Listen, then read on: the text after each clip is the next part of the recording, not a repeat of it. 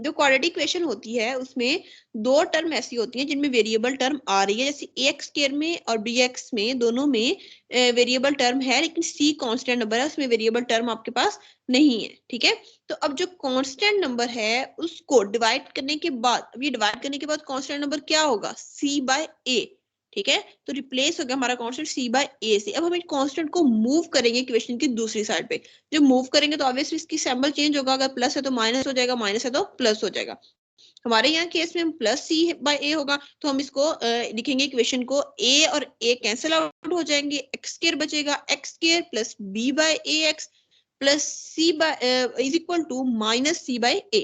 ठीक है, तो सी बाय ए को हम मूव करेंगे, जीरो तो जीरो बाय ए जीरो ही होगा, जीरो को डिवाइड करेंगे ए से तो वो जीरो ही हो जाएगा, तो हमारा सी बाय ए जो है वो इक्वेशन की दूसरी साइड पे जाके माइनस सी बटा ए हो जाएगा। क्लियर है जी। नेक्स्ट देखिए, स्टेप 3 क्या है, square half of the coefficient of x and add the square to both side of the equation.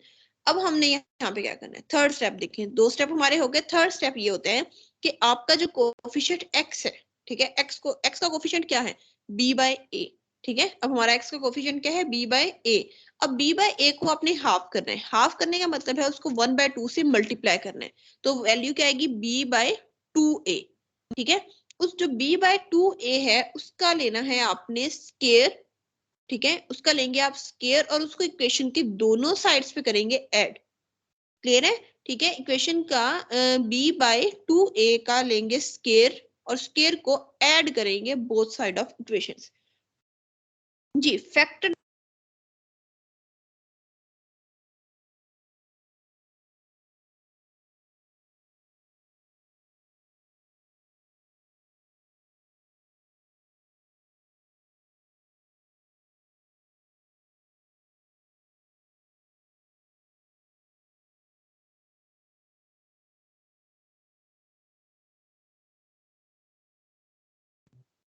Wait करें, आ जाती है मैम। आई थिंक कोई प्रॉब्लम या किसी से बात कर रही हूँ, बस 1 मिनट।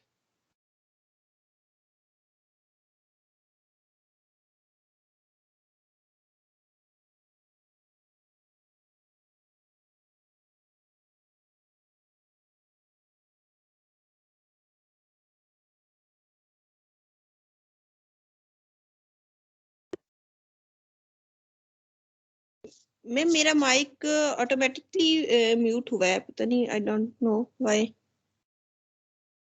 वो टच हो गया होगा, दोबारा कर लें, कोई मसला नहीं। हाँ जी, स्क्रीन शेयर हो रही है या नहीं? नहीं, स्क्रीन ऑफ होगी, दोबारा शेयर करें। Okay okay.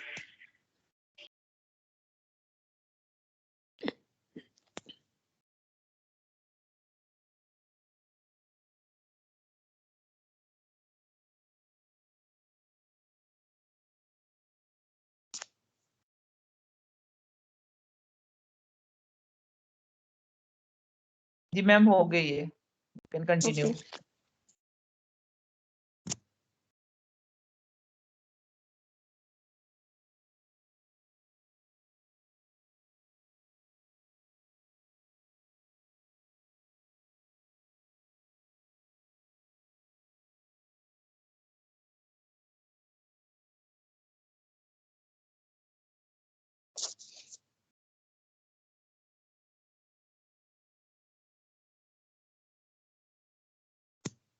जी, हम कंप्लीटिंग स्केल मेथड देख रहे थे।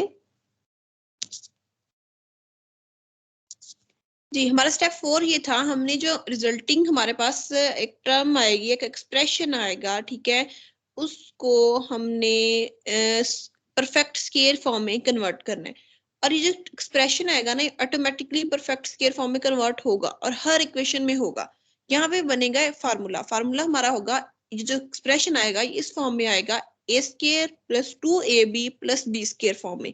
और हम लोग a square plus 2ab plus b square, हमारे पास a plus B whole square होता है। ठीक है, तो हम उस एक्सप्रेशन को a plus B whole square में कन्वर्ट कर देंगे। अब क्वेश्चन जब आप करेंगे तो उसमें आपको मजीद इस चीज की एक्सप्लेनेशन मिलेगी, ये कैसे a plus B whole square. देखिए, हमारे पास जो क्वाड्रेटिक इक्वेशन है उसमें होल स्केयर नहीं है।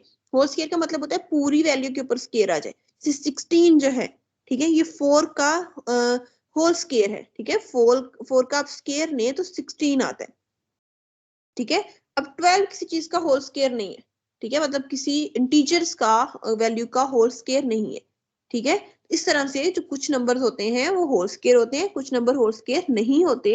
तो अब आपके पास जो यहाँ पे वैल्यू आएगी वो होल स्क्वायर फॉर्म में आएगी। आपने उस होल स्क्वायर फॉर्म का आपको फायदा ये होगा कि आप स्क्वायर रूट लेंगे और स्क्वायर रूट से आपका स्क्वायर कैंसिल हो जाएगा और एक्स जो है वो लीनियर फॉर्म में आ जाएगा और लीनियर इक्वेशन हमारे लिए सॉल्व करना इजी हो जाएगी, ठीक है। हम क्वाड्रेटिक इक्वेशन को लीनियर इक्वेशन में कन्वर्ट करते हैं और फिर उस लीनियर इक्वेशन को अपने जो लीनियर इक्वेशन के मेथड है उनसे सॉल्व आउट करते हैं।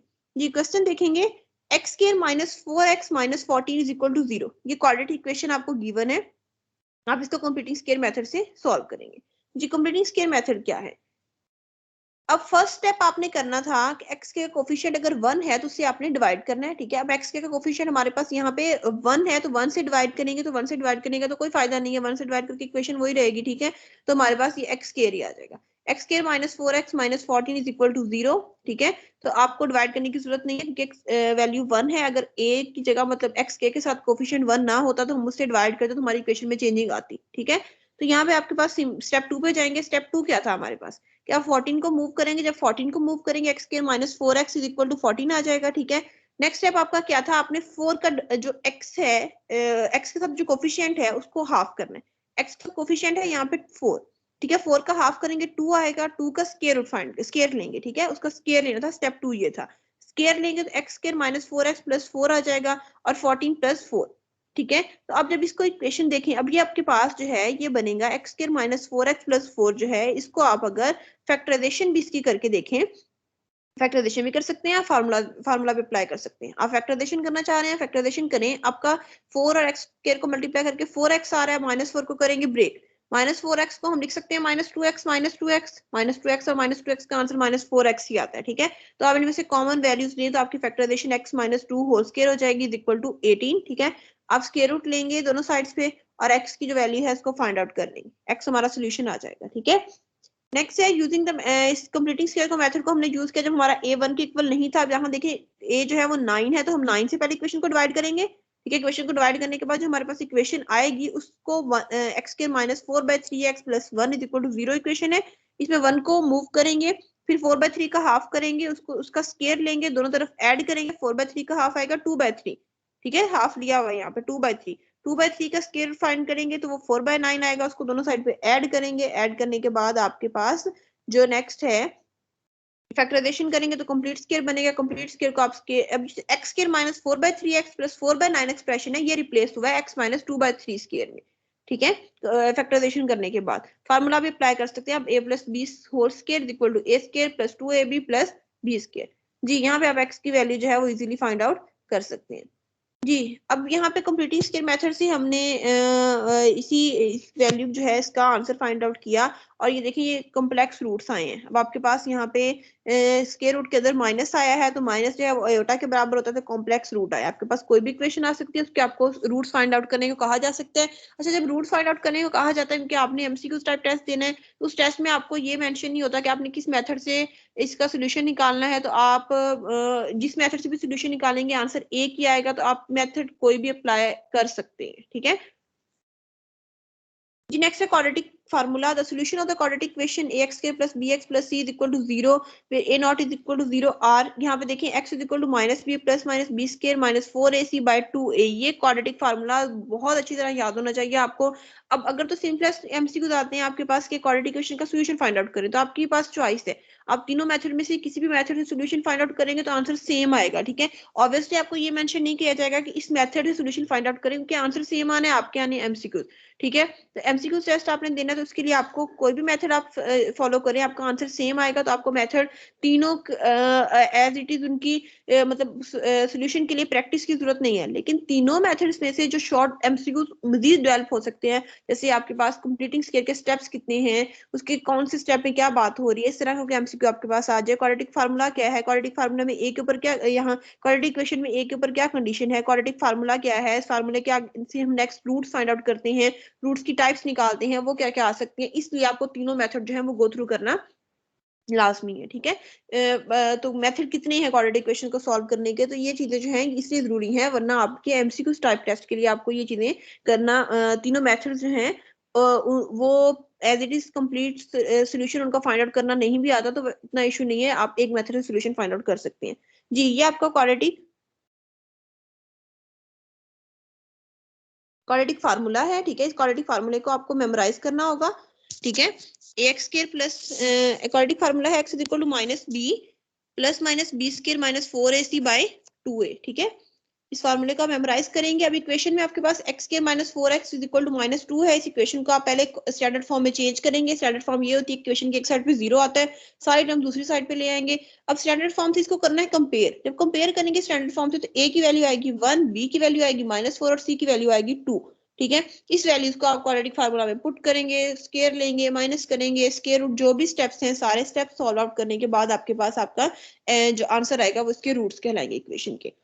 जी ये आपके इक्वेशन के सॉल्व किया हुए question. X square minus 4x is equal to -2, इस इक्वेशन को भी आप सॉल्व करेंगे तो ये आपके फाइंड हो जाएंगे सोल्यूशन। इनको आप डायरेक्ट फार्मूले में पुट कर देंगे इन इक्वेशंस इनको वैल्यूज को कंपेयर करने के बाद, ठीक है। तो ये थे आपके तीनों स्टेप क्वाड्रेटिक इक्वेशन को सॉल्व करने के। अब हम जो नेक्स्ट काम करेंगे वो क्वाड्रेटिक इक्वेशन से जो के रूट्स जो हैं उनकी टाइप्स देखेंगे, नेचर ऑफ रूट्स को स्टडी करेंगे कि रूट्स की क्या क्या नेचर हो सकती है, ठीक है। तो नेचर ऑफ रूट्स को देखते हैं हम लोग।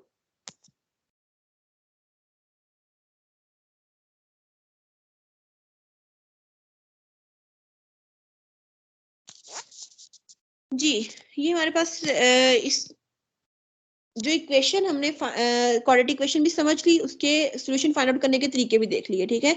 उन मेथड में से जो x की वैल्यू आई है, जो आपके रूट्स आए हैं, उन रूट्स की कुछ टाइप्स होती हैं और वो रूट्स की नेचर होती है, ठीक है। रूट्स की नेचर जो है वो बहुत इंपॉर्टेंट है। उसको आप लोग देखेंगे कि रूट्स की नेचर किस तरह से वेरी करती है, ठीक है, और रूट्स की नेचर क्या क्या हो सकती है।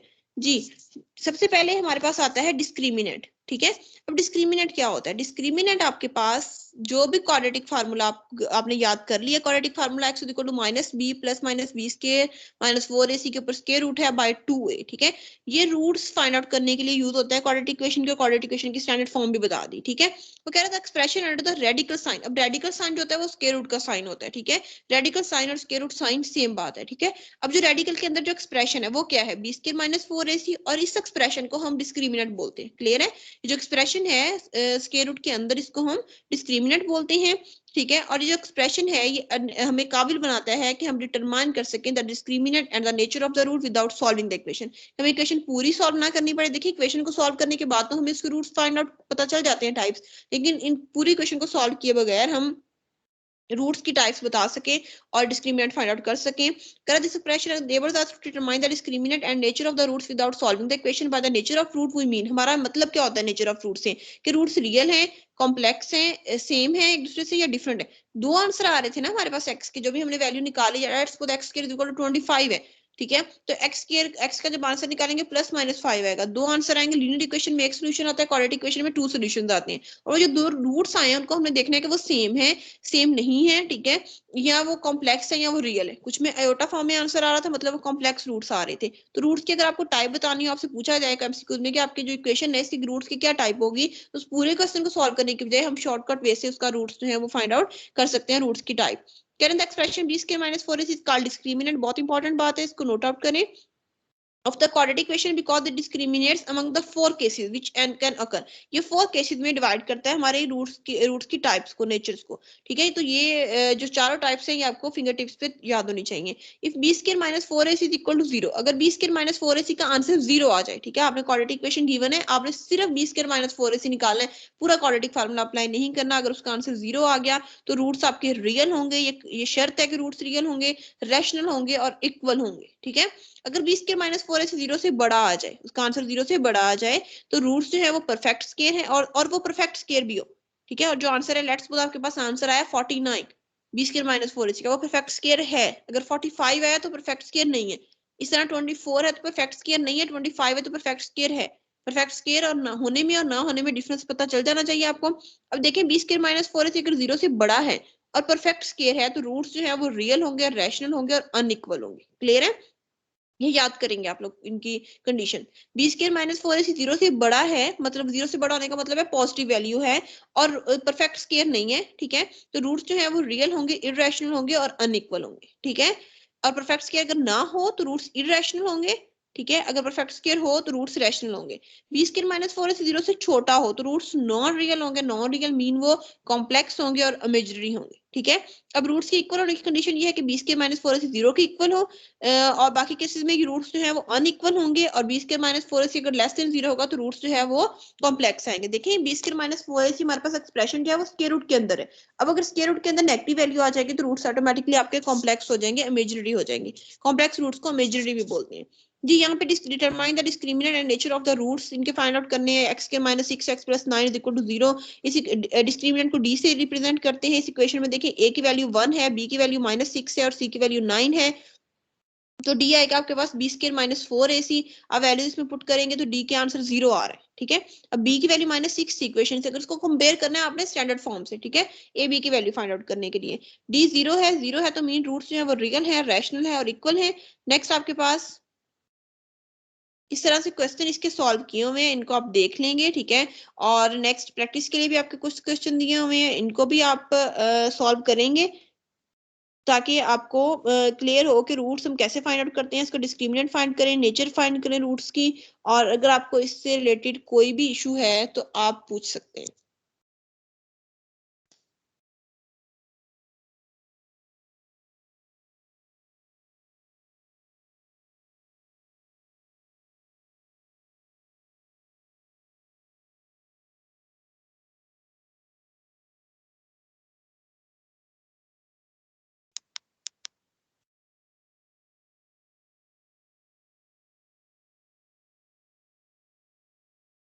जी, इसके बाद हम लोग अपना एसएस के लिए टॉपिक स्टार्ट करेंगे मैथमेटिक्स का। अगर इस टॉपिक जो हमने 2 स्टडी किए हैं इनमें अगर आपको कोई इशू है तो आप वो डिस्कस कर सकते हैं, पूछ सकते हैं। जी यहाँ पे समझ ना आए फौरन पूछा करें, आप हैंड रेज कर सकते हैं। हम कंटिन्यू करें नेक्स्ट टॉपिक। जी बिल्कुल मैम। Okay ma'am.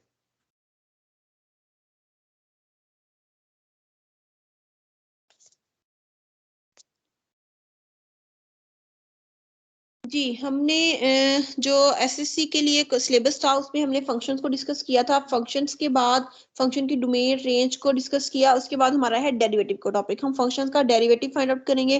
डेरिवेटिव जो है ये बहुत इंपॉर्टेंट है, ठीक है। डेरिवेटिव जो एसएसई का के लिए तैयारी कर रहे हैं तो वो इस कॉन्सेप्ट को बहुत अच्छे से करें जी। अब डेरिवेटिव जो होता है वो कॉन्टिन्यूस फंक्शंस का फाइंड आउट कर सकते हैं, ठीक है। Any continuous function defined in interval can possesses a quality called slope. अब जो भी कॉन्टिन्यूस फंक्शन हो किसी इंटरवल पे जो डिफाइंड है तो उसमें एक क्वालिटी होती है जिसको हम लोग स्लोप बोलते हैं, ठीक है। अब स्लोप है क्या? Mathematically the slope between 2 points. Slope क्या होगी? पॉइंट्स के दरमियान, ठीक है। स्लोप जो 2 पॉइंट्स के दरमियान होती है उसको डिफाइन कैसे करते हैं? उसको डिफाइन करते हैं मैं एम विश से आपकी डिवीजन। स्क्रीन ऑफ हो गई। Okay okay okay, screen sorry of मैं। है। ओके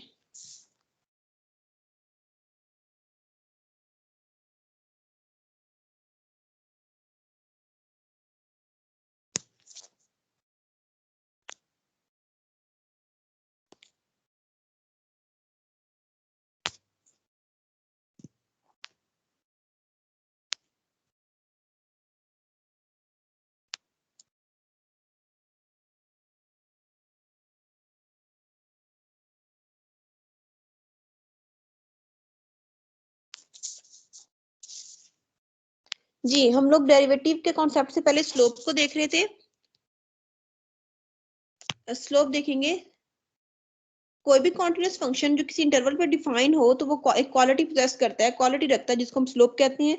स्लोप को मैथमेटिकली डिफाइन कैसे करते हैं कि 2 पॉइंट्स हैं x1 y1 और x2 y2। ये आपके पॉइंट्स प्लेन में है, xy कोऑर्डिनेट में।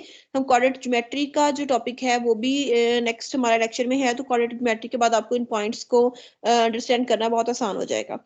जी, 2 पॉइंट्स हैं उनके दरमियान जो स्लोप है उसका फार्मूला है m is equal to y2 minus y1 divided by x2 minus x1। ये जो एक्सप्रेशन है इसको स्लोप बोलते हैं।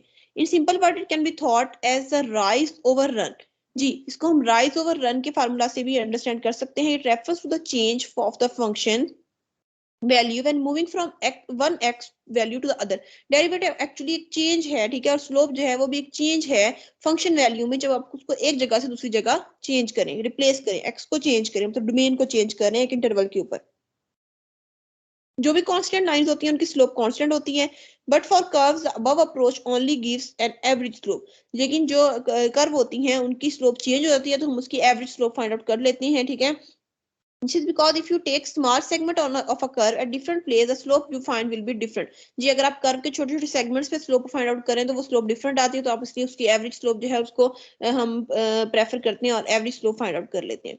जी slope of a curve, look at this curve, देखिए ये कर्व आपको नजर आ रही है, आप नोटिस करेंगे कि एक्स जो है उसकी हर जो ग्रीन में है ये हमारे पास कर्व है, बाकी जो स्ट्रेट लाइंस हैं, ठीक है, तो इसकी स्लोप जो है वो चेंज आती है, ठीक है। स्लोप जो हमने शो की हुई है वो इन लाइन से शो की हुई है, स्ट्रेट लाइंस की स्लोप को रिप्रेजेंट कर रही है, ठीक है।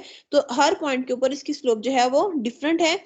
जी the slope is the inclination between two points, so it is also called the second line. Slope को सेकंड लाइन भी बोलते हैं, ठीक है जी। डेरिवेटिव कॉन्सेप्ट क्या है, as we saw the slope can be ambiguous if applied to most functions in general। here we modify the idea of a slope। हम slope के आइडिया को थोड़ा मॉडिफाई करने की कोशिश कर रहे हैं using the idea of a limit. अब लिमिट के आइडिया को यूज करेंगे हम लोग। फंक्शन की लिमिटिंग वैल्यू क्या होती है, एक फंक्शन की एग्जैक्ट वैल्यू होती है कि हमारे पास लिमिटिंग वैल्यू होती है, ठीक है। एग्जैक्ट वैल्यू ये है कि आप फंक्शन के अंदर डोमेन के पॉइंट्स पुट करते जाएं, आंसर आता जाए। एक हम ये कहें कि हमारा जो वैल्यू है डोमेन की वैल्यू, वो फंक्शन एग्जैक्ट फंक्शन की वैल्यू वो नहीं है, लेकिन उस वैल्यू को अप्रोच कर रहा है, ठीक है। तो जो अप्रोचिंग वैल्यू जो होती है वो लिमिटिंग वैल्यू है, ठीक है। हम x जो है किसी खास वैल्यू को अप्रोच करें तो उस वक्त जो y का आंसर आएगा, जिस वैल्यू को y अप्रोच करेगा, वो हमारी लिमिटिंग वैल्यू कहलाएगी, ठीक है। तो स्लोप का जो फार्मूला है यहाँ पे वो लिमिट के फार्मूले को यूज करके हमने इसको चेंज किया है। Limit delta x approaches to zero, delta x क्या है एक्स में चेंज, और डेल्टा वाई क्या है वाई में चेंज, ठीक है। This is defined as a derivative, और इस टर्म को हम डेरिवेटिव कहते हैं। It may seem averse to do this since the intuition say that delta x approaches to zero then delta y approaches to zero। अब वो कह रहे हैं कि हमें ये बात हमारा जो जहन है, मतलब इस बात को ये तस्लीम करा है यहाँ पे कि अगर डेल्टा एक्स जीरो को अप्रोच करा तो डेल्टा वाई जीरो को अप्रोच करेगा। और हमने ये पहले लेक्चर से हम ये बात करते आ रहे हैं कि मैथमेटिक्स में division by zero is not allowed. जब डिवीजन बाय जीरो अलाउड नहीं है तो delta Y by delta x, अगर हम डेल्टा एक्स की जगह जीरो पुट कर रहे हैं तो इट्स मीन ये तो वैल्यू डिवीजन में जीरो आ रहा है। इसीलिए देखें डेल्टा एक्स अप्रोच कर रहा है जीरो को, मतलब जीरो के बिल्कुल करीब हो सकता है लेकिन एग्जैक्ट जीरो नहीं है, ठीक है जी। This would imply we are dividing zero by zero which is meaningless. जी नेक्स्ट देखिए, however this that is not so, the table on the next page इसको इस आइडिया को एक्सप्लेन कर रहे हैं। चलिए let's work with the function f of x is equal to x square. हमारे पास एक फंक्शन है, for the sake of argument let's pick a fixed point eight x is equal to 2।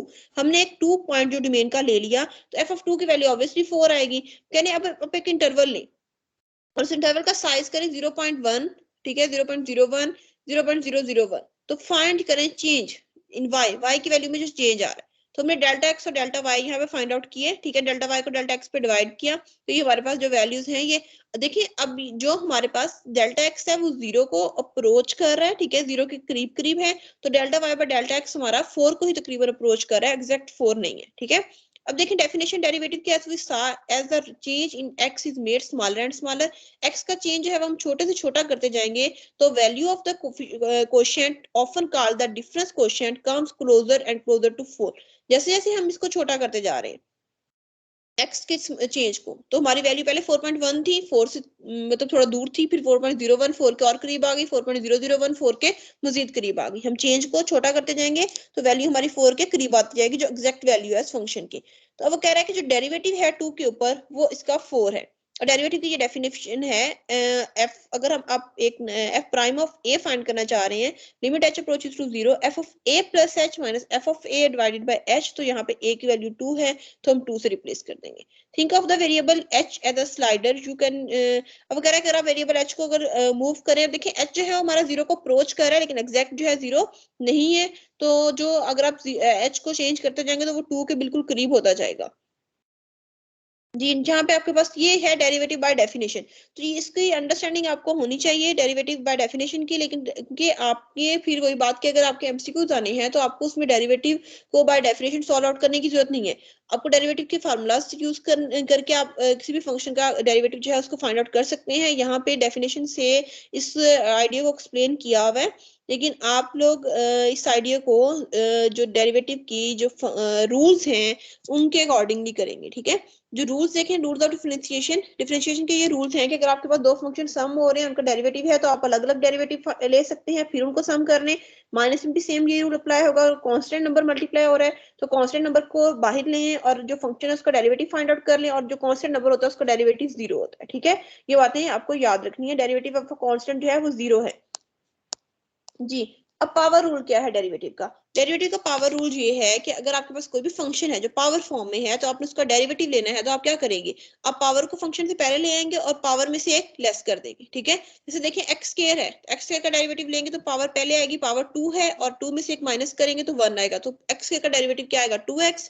X की power 7 का derivative 7x6। इस तरह से आप जो वैल्यूज हैं इनका डेरिवेटिव फाइंड आउट कर सकते हैं। x की पावर -5 है, इसका डेरिवेटिव जब लेंगे तो क्या आएगा? -5 पहले ले आएंगे, ठीक है, और -5 में से एक 1 माइनस करेंगे तो -6 आ जाएगा। -5x की पावर -6। जी, ये कुछ प्रैक्टिस के लिए प्रॉब्लम्स हैं। नेक्स्ट इनके आंसर्स भी गिवन है। अब आप लोगों ने क्या करना है, डेरिवेटिव के यहाँ पे हमने स्टडी किया है सिर्फ पावर रूल और बाय डेफिनेशन। तो जो सिंपलेस्ट टाइप है डेरिवेटिव की उसको स्टडी किया है। नेक्स्ट हम लोग डेरिवेटिव की जो मजीद फार्मूलाज हैं उनको भी स्टडी करेंगे, ठीक है। मजीद जो फार्मूलाज डेरिवेटिव के हैं उनको स्टडी करेंगे, उनके ट्रिग्नोमेट्रिक फंक्शंस का डेरिवेटिव स्टडी करेंगे। अगर डिवीजन में नंबर्स हैं तो उनका डेरिवेटिव कैसे लेना है उसको स्टडी करेंगे। तो ये सारी चीजें हम अपने नेक्स्ट लेक्चर्स में स्टडी करेंगे। अभी आप सिर्फ डेरिवेटिव का कॉन्सेप्ट देखें, और by power rule derivative find out करना जो है वो आपको आना चाहिए, और डिफरेंशिएशन के जो रूल्स हैं इनको देखेंगे। और इसके लिए डेरिवेटिव को, फंक्शन को अगर आप स्टडी करना चाह रहे हैं एसएससी के लिए, तो उसके लिए आपको सेकंड ईयर की बुक को फॉलो करना होगा। उस पर बहुत अच्छे से ये चीजें मेंशन है, ठीक है। और जो लोग कुछ लोग ग्रुप में देख रहे थे कि लेक्चरार के टेस्ट की बात कर रहे थे, तो जो लेक्चरार के टेस्ट की तैयारी कर रहे हैं वो स्टीवर्ट की कैलकुलस की बुक को फॉलो करें काइंडली। वो बहुत अच्छी बुक है, उसमें चीजें बहुत अच्छे से एक्सप्लेन है स्टीवर्ट कैलकुलस में, ठीक है। उसका कोई भी एडिशन आप ऑनलाइन भी मिल जाएगा आपको। अगर आपको चाहिए तो आप ग्रुप में मैसेज कर दें, मैं आपको सेंड कर दूंगी, तो उसको स्टडी करिए।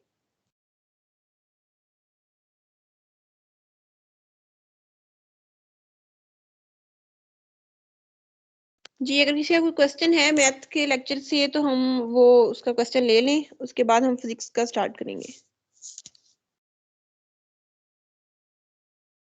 जी, किसी का क्वेश्चन है तो हैंड रेज कर सकते हैं।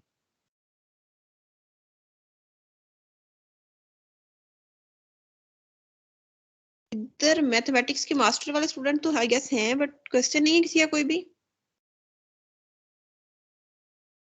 बस मैम सुनने का शौक है। आप नेक्स्ट स्टार्ट करें। ओके।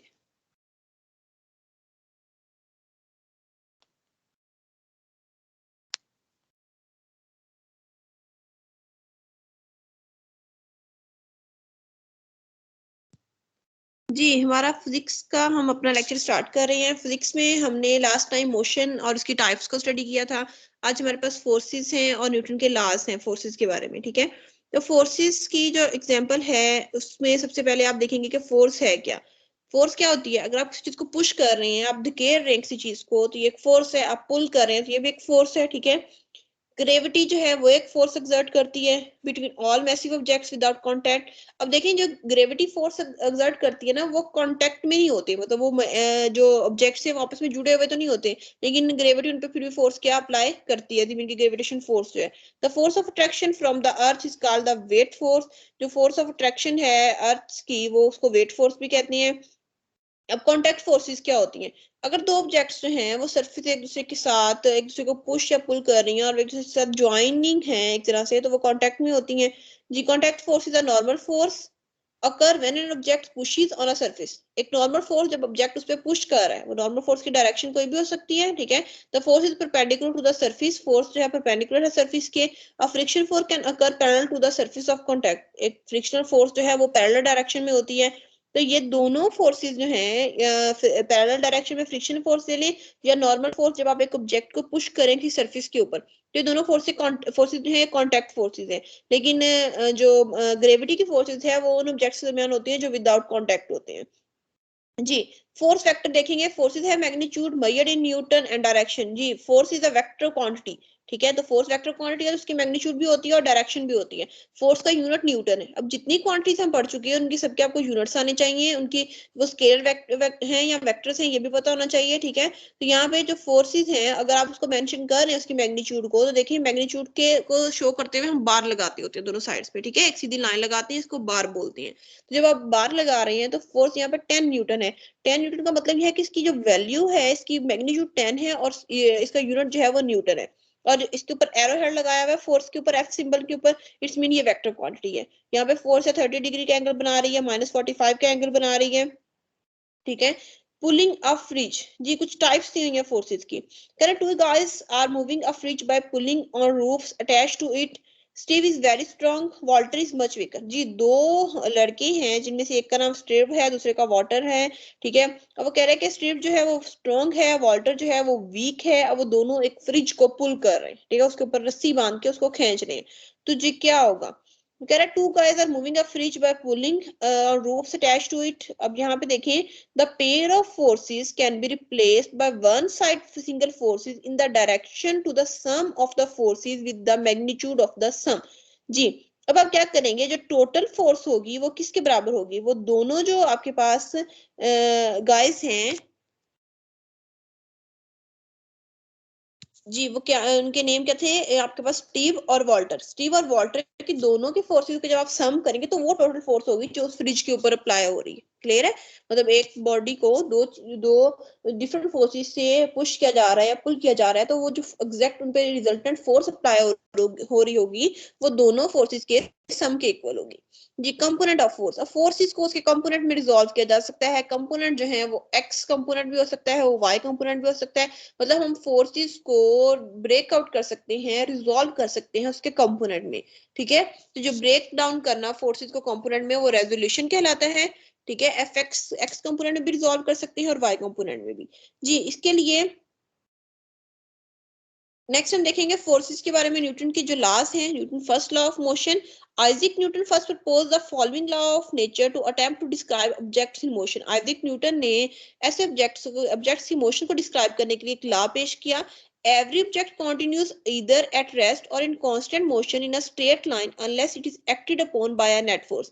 कोई भी ऑब्जेक्ट जो होता है इस लॉ के अकॉर्डिंग, न्यूटन फर्स्ट लॉ के अकॉर्डिंग, वो या तो रेस्ट में होता है जो कांस्टेंट स्पीड से अपनी मोशन को स्ट्रेट लाइन में जारी रखता है जब तक कि हम उसके ऊपर कोई नेट फोर्स अप्लाई ना करें। इट्स मीन कि अगर एक ऑब्जेक्ट जो है वो मूव कर रहा है,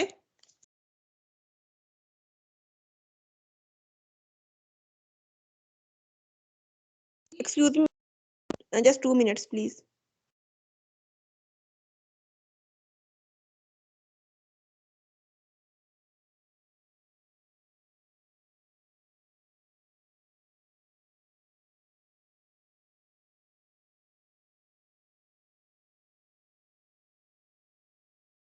sorry for this.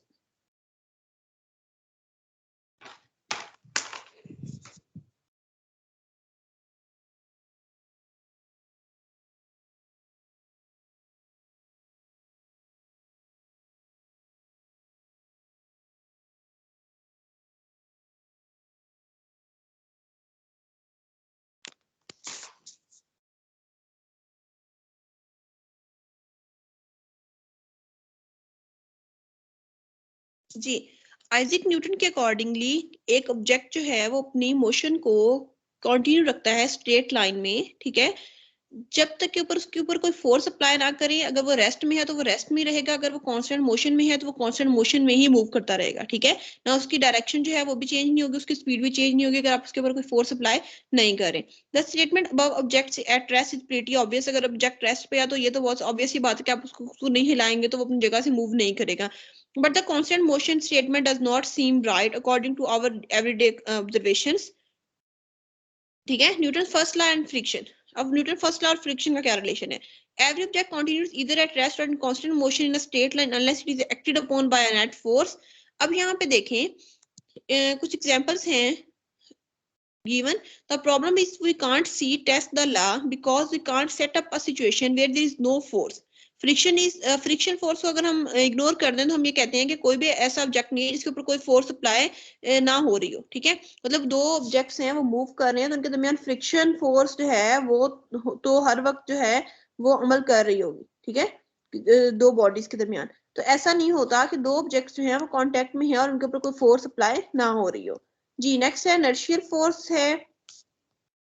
Inertia apply होता है, ठीक है, अगर कोई ऑब्जेक्ट जो है उसके ऊपर फोर्स मूव हो रही है, अप्लाई हो रही है, और जो न्यूटन का फर्स्ट लॉ है इसे इनर्शियल लॉ भी कहते हैं, इसका सेकंड नेम जो है वो इनर्शियल लॉ भी है। Second law of motion, second law of motion बहुत इंपॉर्टेंट है। First law describe the what happens when no force act on an object, एक एक्सप्लेन करता है कि अगर ऑब्जेक्ट के ऊपर कोई फोर्स अप्लाई ना कर रही हो। अब जो सेकंड लॉ है वो डिस्क्राइब करता है कि अगर फोर्स ऑब्जेक्ट के ऊपर अप्लाई हो रही है तो उसका क्या रिस्पॉन्स होगा। We note the different objects respond differently the same magnitude of force. अब हर जो ऑब्जेक्ट है वो उस फोर्स के अकॉर्डिंगली डिफरेंट रिस्पॉन्स करता है। अगर आप उसको शॉपिंग कार्ट को पुश कर रहे हैं या एक फ्री ट्रेन को पुश कर रहे हैं तो ये दोनों डिफरेंटली रिस्पॉन्स करेंगे आपकी फोर्स के ऊपर। जी ये आपका जो सेकंड लॉ है इसकी स्टेटमेंट ये है कि एक्सेलरेशन ऑफ एन ऑब्जेक्ट, अब देखिए बॉडी के ऊपर जब आप फोर्स अप्लाई कर रहे हैं तो उसकी स्पीड में चेंजिंग आएगी, वेलोसिटी में चेंजिंग आएगी। तो वेलोसिटी में चेंजिंग आएगी जिसमें एक्सेलरेशन प्रोड्यूस होगा, ठीक है। हम अपने प्रीवियस लेक्चर में ये बात पढ़ चुके हैं कि वेलोसिटी में जब चेंज आता है तो एक्सेलरेशन प्रोड्यूस होता है, एक्सेलरेशन प्रोड्यूस होगा और जो एक्सेलरेशन है वो डायरेक्टली प्रोपोर्शनल होगा फोर्स के, ठीक है, इनवर्सली प्रोपोर्शनल होगा मासेस के।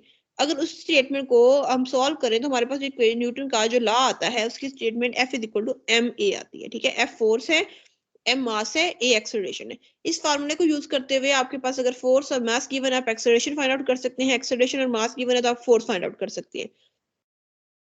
न्यूटन सेकंड लॉ जो है इसमें देखें स्टेटमेंट इसकी आप देखें the acceleration of an object is directly proportional to the resultant force. Acceleration directly proportional resultant force के इनवर्सली प्रोपोर्शनल है मास के, और इससे आपके पास F is equal to M A equation जो है वो सॉल्व आउट होके हम इसको फाइंड आउट कर सकते हैं। नेक्स्ट देखें, अब वो कह रहा है कि एक्सेलरेशन जो है so to move an object at rest we need to accelerate it. हमें किसी ऑब्जेक्ट को अगर वो रेस्ट में है तो उसको मूव आउट करने के लिए उसको एक्सेलरेट करना पड़ेगा, एक्सेलरेशन जीरो नहीं होगा, ठीक है। Mean there must be a net force acting on a body, इसका मतलब है जो ऑब्जेक्ट जो मूव कर रहा है उसके ऊपर कोई ना कोई फोर्स होगी, फोर्स मास तो जीरो नहीं हो सकता। देखिए अभी हमने मैथ के अपने लेक्चर में ये बात देखी थी कि दो वैल्यूज का प्रोडक्ट तब जीरो होता है जब उनमें से एक वैल्यू जीरो हो। अब एम ए वैल्यू जीरो होने का मतलब ये है कि फोर्स जीरो हो, ठीक है। फोर्स जीरो तब हो सकती है जब एक्सेलरेशन जीरो। मैथ तो किसी भी ऑब्जेक्ट का जीरो नहीं होता, बहुत लाइट ऑब्जेक्ट भी हो तो मैथ जीरो नहीं होगा, ठीक है। कोई ना कोई मैथ होगा, जब मैथ कुछ ना कुछ वैल्यू रखता होगा तो इसका मतलब एक्सेलरेशन जीरो होना चाहिए फोर्स के जीरो होने के लिए। अब वो कहने अगर आप ऑब्जेक्ट को मूव कर रहे हैं रेस्ट से तो एक्सेलरेट करेगा, एक्सेलरेट करेगा मीन उसमें एक्सेलरेशन जीरो नहीं होगा, जब एक्सेलरेशन जीरो नहीं होगा तो फोर्स भी जीरो नहीं होगी। इसका मतलब ये है कि हमारा न्यूटन का फर्स्ट लॉ जो है वो सेकंड लॉ से वेरीफाई हो रहा है। To change the velocity of an object, अगर हम ऑब्जेक्ट की वेलोसिटी को चेंज करेंगे तो उसके लिए भी हम ऑब्जेक्ट को एक्सेलरेट करना पड़ेगा, ठीक है। तो इसका मतलब है तभी इसके ऊपर नेट फोर्स अप्लाई होगी ऑब्जेक्ट के ऊपर, ठीक है जी। The mass of an object determine how much acceleration you get for a given force. अब मास जो है वो आपको ये बताता है कि आप कितना एक्सेलरेशन है। बिग एक्सेलरेशन जो आपको शॉपिंग कार्ट को मूव करने के लिए आपको एक्सेलरेशन की वैल्यू ज्यादा चाहिए, और जब आप हैवी ऑब्जेक्ट्स को मतलब आप जब मूव करेंगे तो एक्सेलरेशन स्मॉल होगा, और जब लाइटर ऑब्जेक्ट्स को मूव करेंगे तो एक्सेलरेशन जो है वो ज्यादा होगा, लार्ज होगा। फोर्स का यूनिट क्या है? The Newton N is defined to be the force required. Newton जो है वो फोर्स का यूनिट है, और ये एक ऐसी फोर्स होती है जो 1 किलोग्राम मास के अंदर 1 मीटर पर सेकंड स्केल का एक्सेलरेशन प्रोड्यूस करे। यूनिट्स को देखते जाएं साथ साथ। मास का यूनिट किलोग्राम है, हमने पढ़ा था ऐसा यूनिट किलोग्राम है, और एक्सेलरेशन का यूनिट मीटर पर सेकंड स्केल है। देयर आर अदर यूनिट्स, इसके और भी यूनिट्स हैं, लेकिन ऐसा यूनिट जो है वो फोर्स का न्यूटन है, और न्यूटन को किलोग्राम पर मीटर स्केल भी कहते हैं जी। Using F is equal to ma, a worker with spikes on his shoes pull the constant horizontal force of magnitude 20 Newton on a box का mass 40 kg है, force जो है 20 Newton है, resting on a flat frictionless surface of a frozen lake. What is the acceleration of the box? acceleration क्या होगा? box में अब force जो है वो 20 Newton है, mass given है, आप acceleration find out कर सकते हैं, तो acceleration यहाँ पे given है जी। एक्सेलरेशन हमने यहाँ पे फाइंड आउट कर लिया अपने फार्मूला को यूज करते हुए न्यूटन सेकंड लॉ के। जी नेक्स्ट देखिए मैस और वेट में क्या डिफरेंस है, ये बहुत इंपॉर्टेंट है मैस और वेट का difference. We need to be careful to distinguish these terms.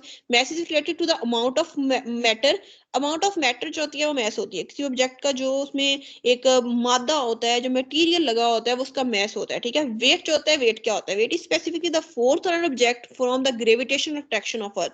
जो अर्थ की ग्रेविटेशनल की वजह से जो उसमें फोर्स होती है, वो उसका वेट कहलाती है।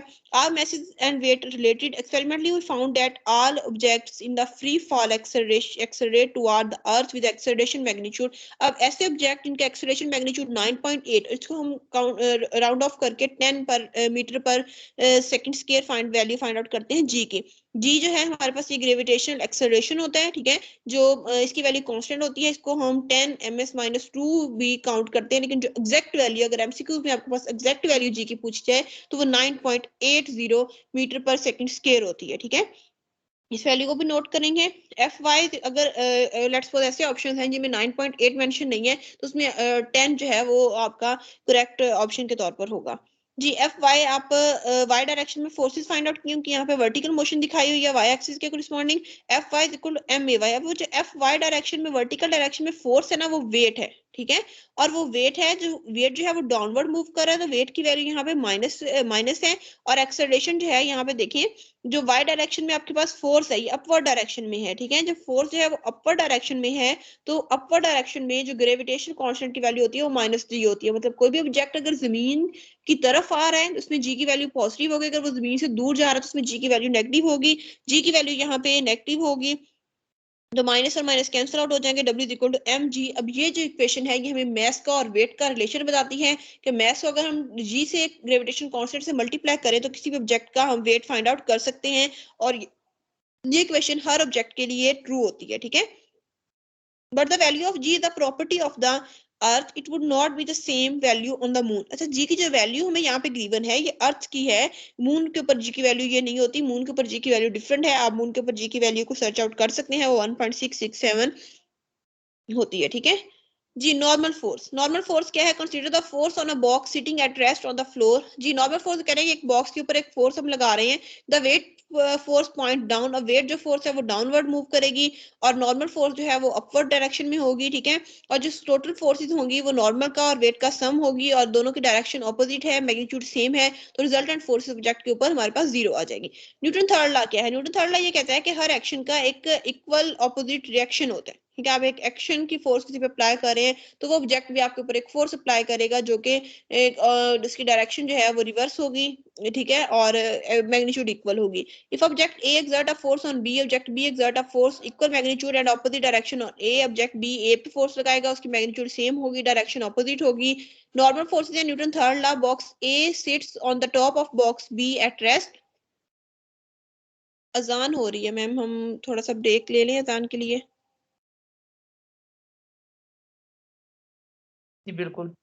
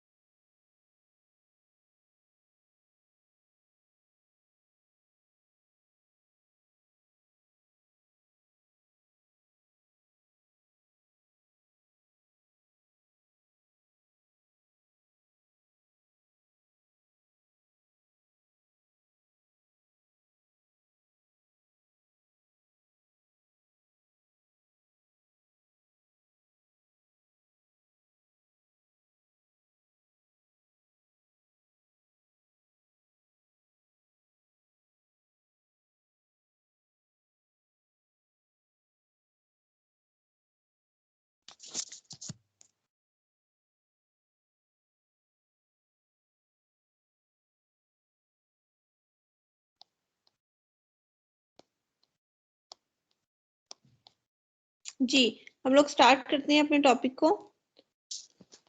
थर्ड लॉ ऑफ मोशन की हम बात कर रहे थे कि कोई जो ऑब्जेक्ट्स हैं, अगर एक ऑब्जेक्ट दूसरे पे फोर्स लगा रहा है तो वो ऑब्जेक्ट जो है वो इन रिटर्न उस ऑब्जेक्ट दूसरे ऑब्जेक्ट पे एक फोर्स लगाएगा जिसकी मैग्नीट्यूड जो है वो सेम होगी लेकिन डायरेक्शन ऑपोजिट होगी। नॉर्मल फोर्सेस और न्यूटन थर्ड लॉ में देखें, box A sits on the top of box B at rest.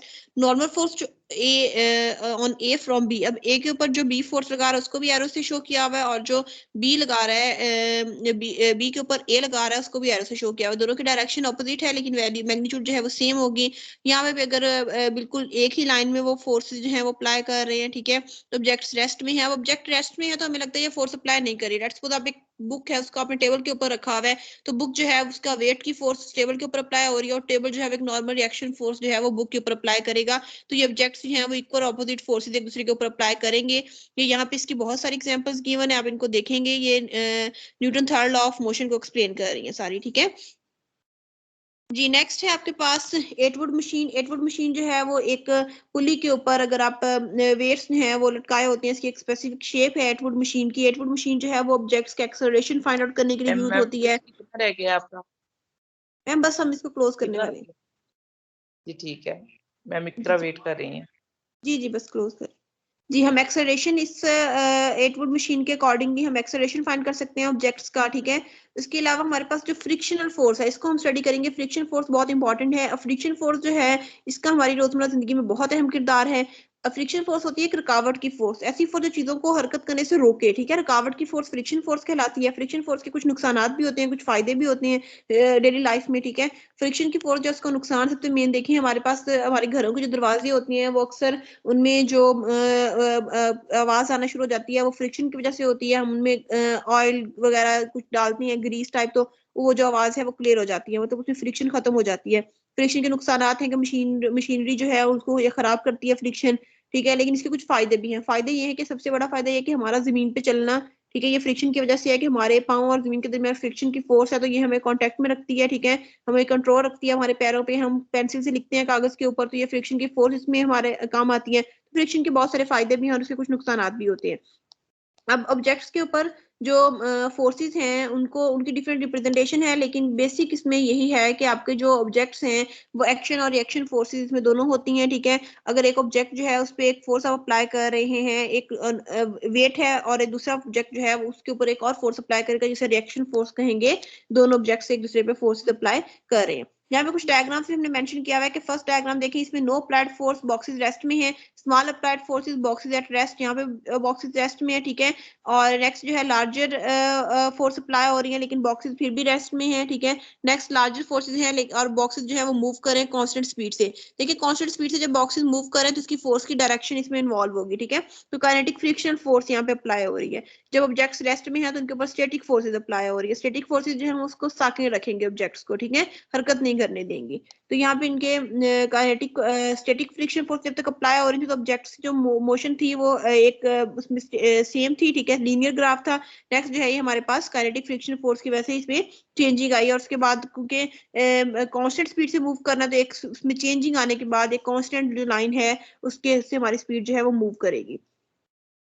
Ji, next है इलास्टिक फोर्सेस। क्या होती है इलास्टिक फोर्सेस? हमारे पास स्प्रिंग में जो फोर्सेस होती है वो इलास्टिक फोर्सेस के लिए हुक लॉ है।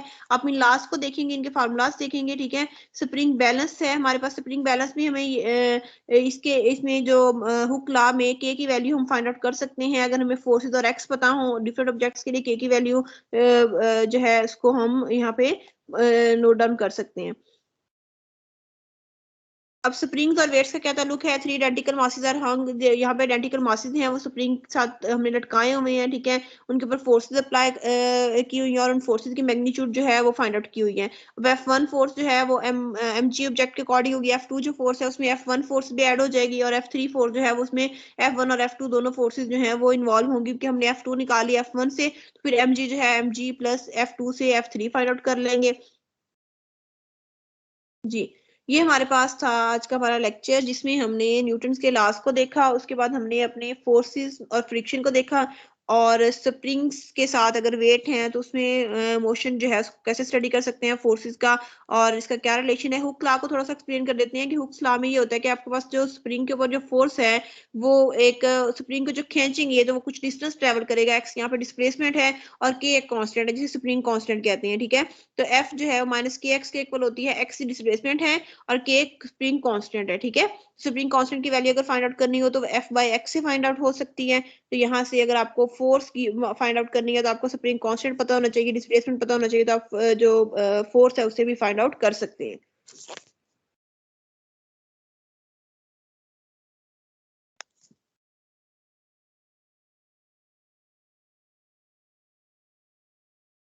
जी मैम, हमारा लेक्चर, मेरी स्क्रीन शेयर हो रही थी अभी।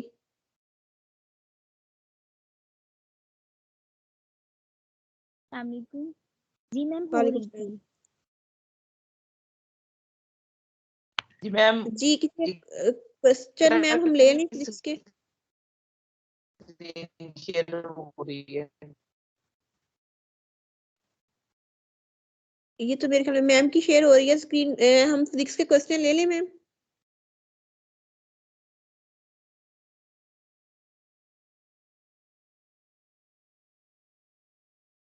अस्सलाम वालेकुम।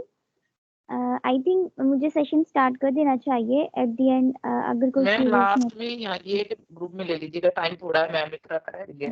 Okay okay okay ma'am. जल्दी से कर लें मैम। जी जी।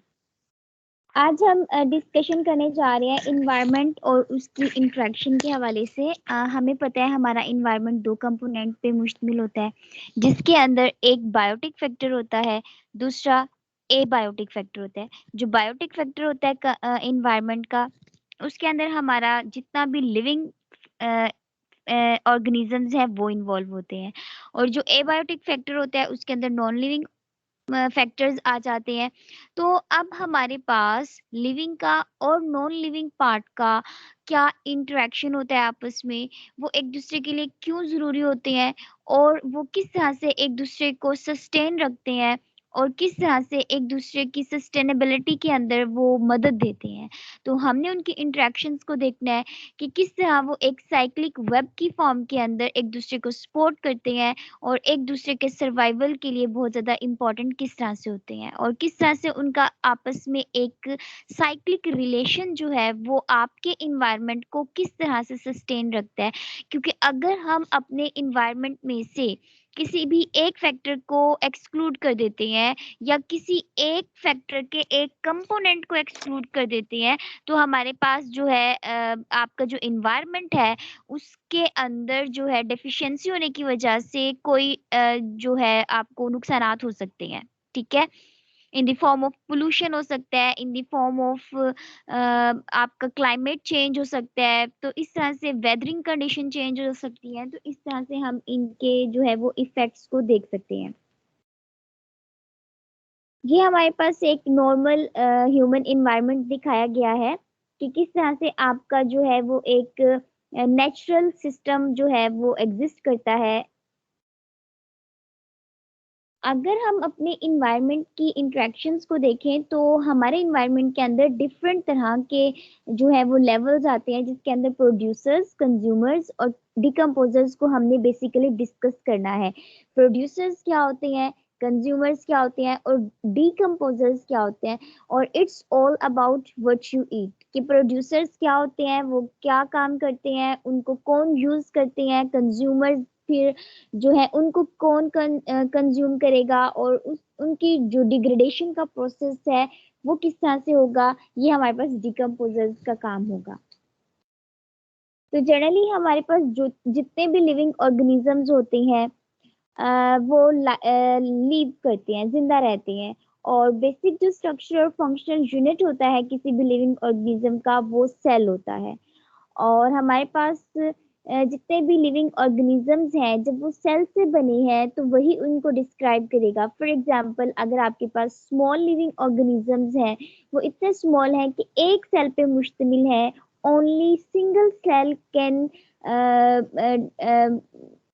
उनको डिस्क्राइब कर सकता है, तो ऐसे ऑर्गेनिजम्स को हम बोलेंगे unicellular organism.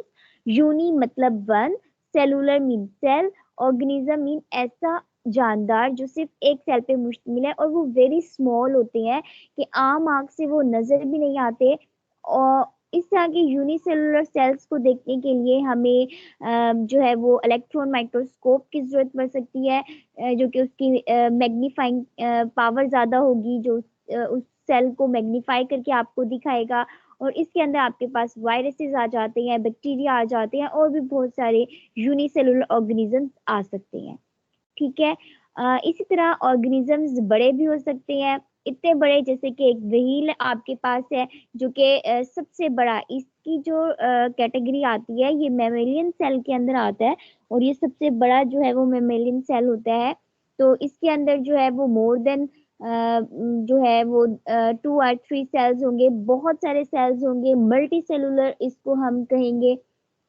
Multi mean very in number. ठीक है, बहुत ज्यादा इसके अंदर नंबर ऑफ सेल्स मौजूद होने की वजह से इसको हमने मल्टी सेलुलर ऑर्गेनिजम्स के अंदर रखना है। अब हमारे पास जो फूड चेन के अंदर कैटेगरीज आती हैं वो 3 तरह के होते हैं, प्रोड्यूसर्स, ऑर्गेनिजम्स। ठीक है, प्रोड्यूसर्स, कंज्यूमर्स एंड डिकम्पोजर्स। हमारे पास जो प्रोड्यूसर्स होते हैं ये प्रोड्यूस करते हैं अपनी खुराक और दूसरे जानदारों के लिए खुराक प्रोड्यूस करते हैं। जितने भी प्रोड्यूसर्स होते हैं इसके अंदर सारे के सारे ग्रीन प्लांट्स आ जाते हैं, सब कलर के जितने भी प्लांट्स होते हैं वो सारे के सारे प्रोड्यूसर्स हैं।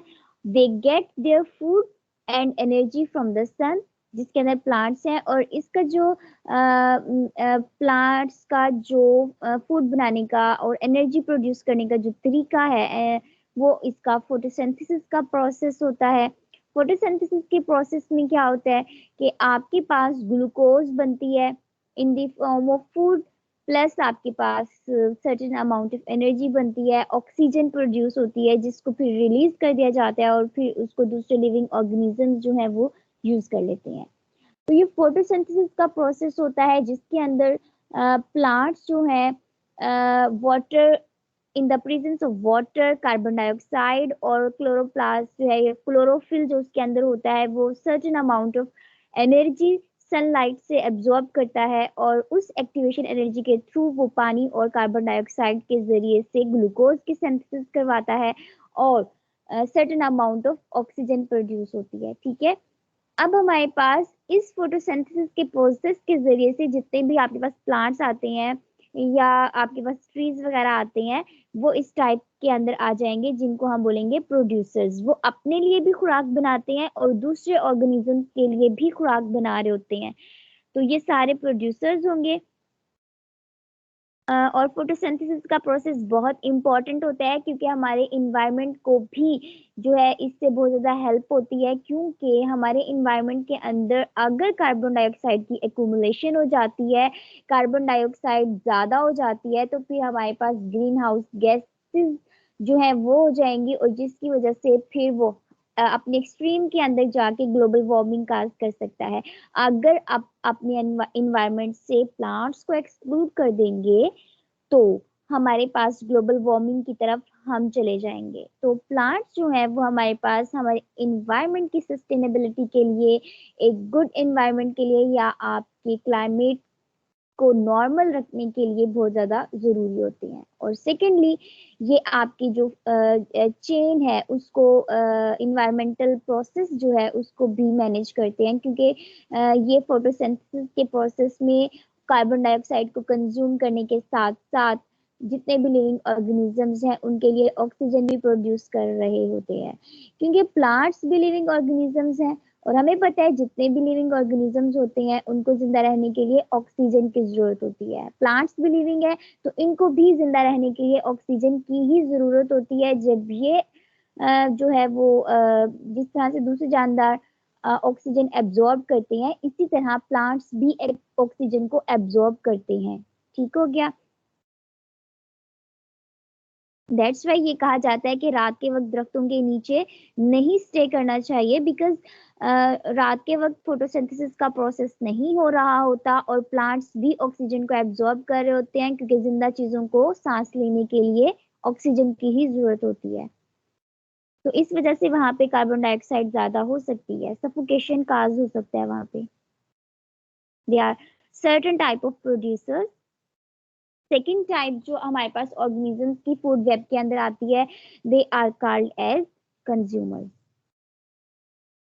कंज्यूमर्स क्या होते हैं? जो कंज्यूम करते हैं खुराक को। फॉर एग्जाम्पल जो प्रोड्यूसर्स ने खुराक बनाई है उसको कंज्यूम कर लेंगे। और कंज्यूमर्स जो होते हैं ये इसके अंदर मोस्टली एनिमल्स आ जाते हैं, हाई ऑर्डर स्पीशीज आ जाती हैं, इनको हम कंज्यूमर्स बोलते हैं। फिर हमारे पास कंज्यूमर्स की सर्टेन टाइप्स भी हो सकती हैं। फॉर एग्जाम्पल हमारे पास जो कंज्यूमर्स हैं वो तीन तरह के होते हैं। First one is the carnivores, second one is the herbivores and third one are the omnivores। ये भी फूड स्टाइल के ऊपर डिपेंड करता है कि कौन सा जानदार किस तरह की फूड के ऊपर रिलाई करता है, तो उसको किस कैटेगरी में हम रखेंगे। This is also about the food pattern, ठीक है। कंज्यूमर्स जो होते हैं, कार्निवर्स जो होते हैं, ये सिर्फ मीट के ऊपर डिपेंड करते हैं। They only eat meat. जैसे कि आपके पास बहुत सारी एग्जांपल्स आ सकती हैं, वो सिर्फ और सिर्फ जिंदा जानदार या जो भी उसका प्री होगा उसके ऊपर रिलाई करेंगे, ठीक है। और उनका पर्पस जो है या उनका जो ईटिंग प्रोसेस है वो सिर्फ मीट के ऊपर डिपेंड करता है। ये कुछ एग्जांपल्स आपके पास हैं जो कार्निवर्स के अंदर आते हैं। Next one is the herbivores. ये ग्रीन प्लांट्स के ऊपर डिपेंड करते हैं और सिर्फ प्रोड्यूसर्स जो होते हैं उनको कंज्यूम कर रहे होते हैं, तो उन स्पीशीज या ऑर्गेनिजम्स को हम हर्बीवर्स की कैटेगरी में रखते हैं। और यहाँ पे आपके पास कुछ एग्जांपल्स हैं जो हर्बीवर्स के अंदर आते हैं। Third one is the Omniverse. ये इस तरह के जानदार होते हैं जो कि प्रोड्यूसर्स और कार्निवर्स दोनों को यूज कर रहे होते हैं। और इसके अंदर जो ह्यूमन बींग्स हैं वो भी ओमनिवर्स में आते हैं, क्योंकि ह्यूमन बींग्स जो है वो ग्रीन प्लांट्स को भी यूज करते हैं फॉर देयर फूड पर्पसेस, और इसके अलावा वो गोश्त को भी यूज कर रहे होते हैं। तो human beings are also in the omnivores category. और भी बहुत से आपके पास एग्जाम्पल्स हो सकती हैं। ये तो थे हमारे पास ऑर्गेनिजम्स कि किस तरह से उनकी टाइप्स हैं। नेक्स्ट हमारे पास आते हैं डिकम्पोजर्स। ये डिकम्पोज करते हैं, चीजों को तोड़ फोड़ करते हैं, डिकम्पोज। इस वजह से इनको हम बोलते हैं डिकम्पोजर्स। जो इसके अंदर यूजली हमारे पास जो है वो डिकम्पोजर्स के अंदर बैक्टीरिया वगैरह भी आ सकते हैं। तो decomposers eat dead things and turn them back into diet और सॉइल, ठीक है। और डिकम्पोजर्स की वजह से ही हमारी जो सॉइल है, हमारी जो लैंड है, उसकी फर्टिलिटी के अंदर इजाफा होता है, और उसकी वजह से हमारी जो जमीन है वो बैरन होने से भी बच जाती है। तो decomposers are also a very important component of our environment, क्योंकि ये चीजों की तोड़ फोड़ कर रहे होते हैं, गली सड़ी चीजों के ऊपर ये एग्जिस्ट करते हैं, डेब्रिस के ऊपर ये एग्जिस्ट करते हैं, जिसकी वजह से हमारे पास जो है नाइट्रोजन फिक्सेशन का प्रोसेस भी हो रहा होता है।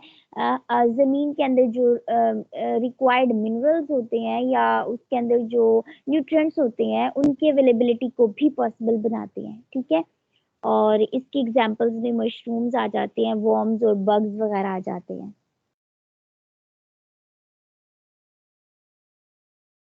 दे आर सम डिकम्पोजर्स जो कि एसेंशियली भी होंगे, ठीक है, बिकॉज नेचर के अंदर कोई भी चीज जो है वो फजूल नहीं होती, तो हर चीज का कोई ना कोई पर्पस है। तो इनको डिजाइन करने और बनाने का भी कोई ना कोई पर्पस है, और ये अपनी कंट्रीब्यूशन दे रही हैं।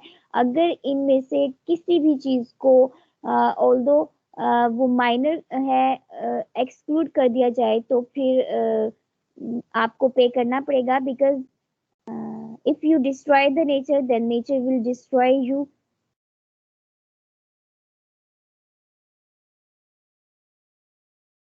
ठीक है, this is a very very important thing.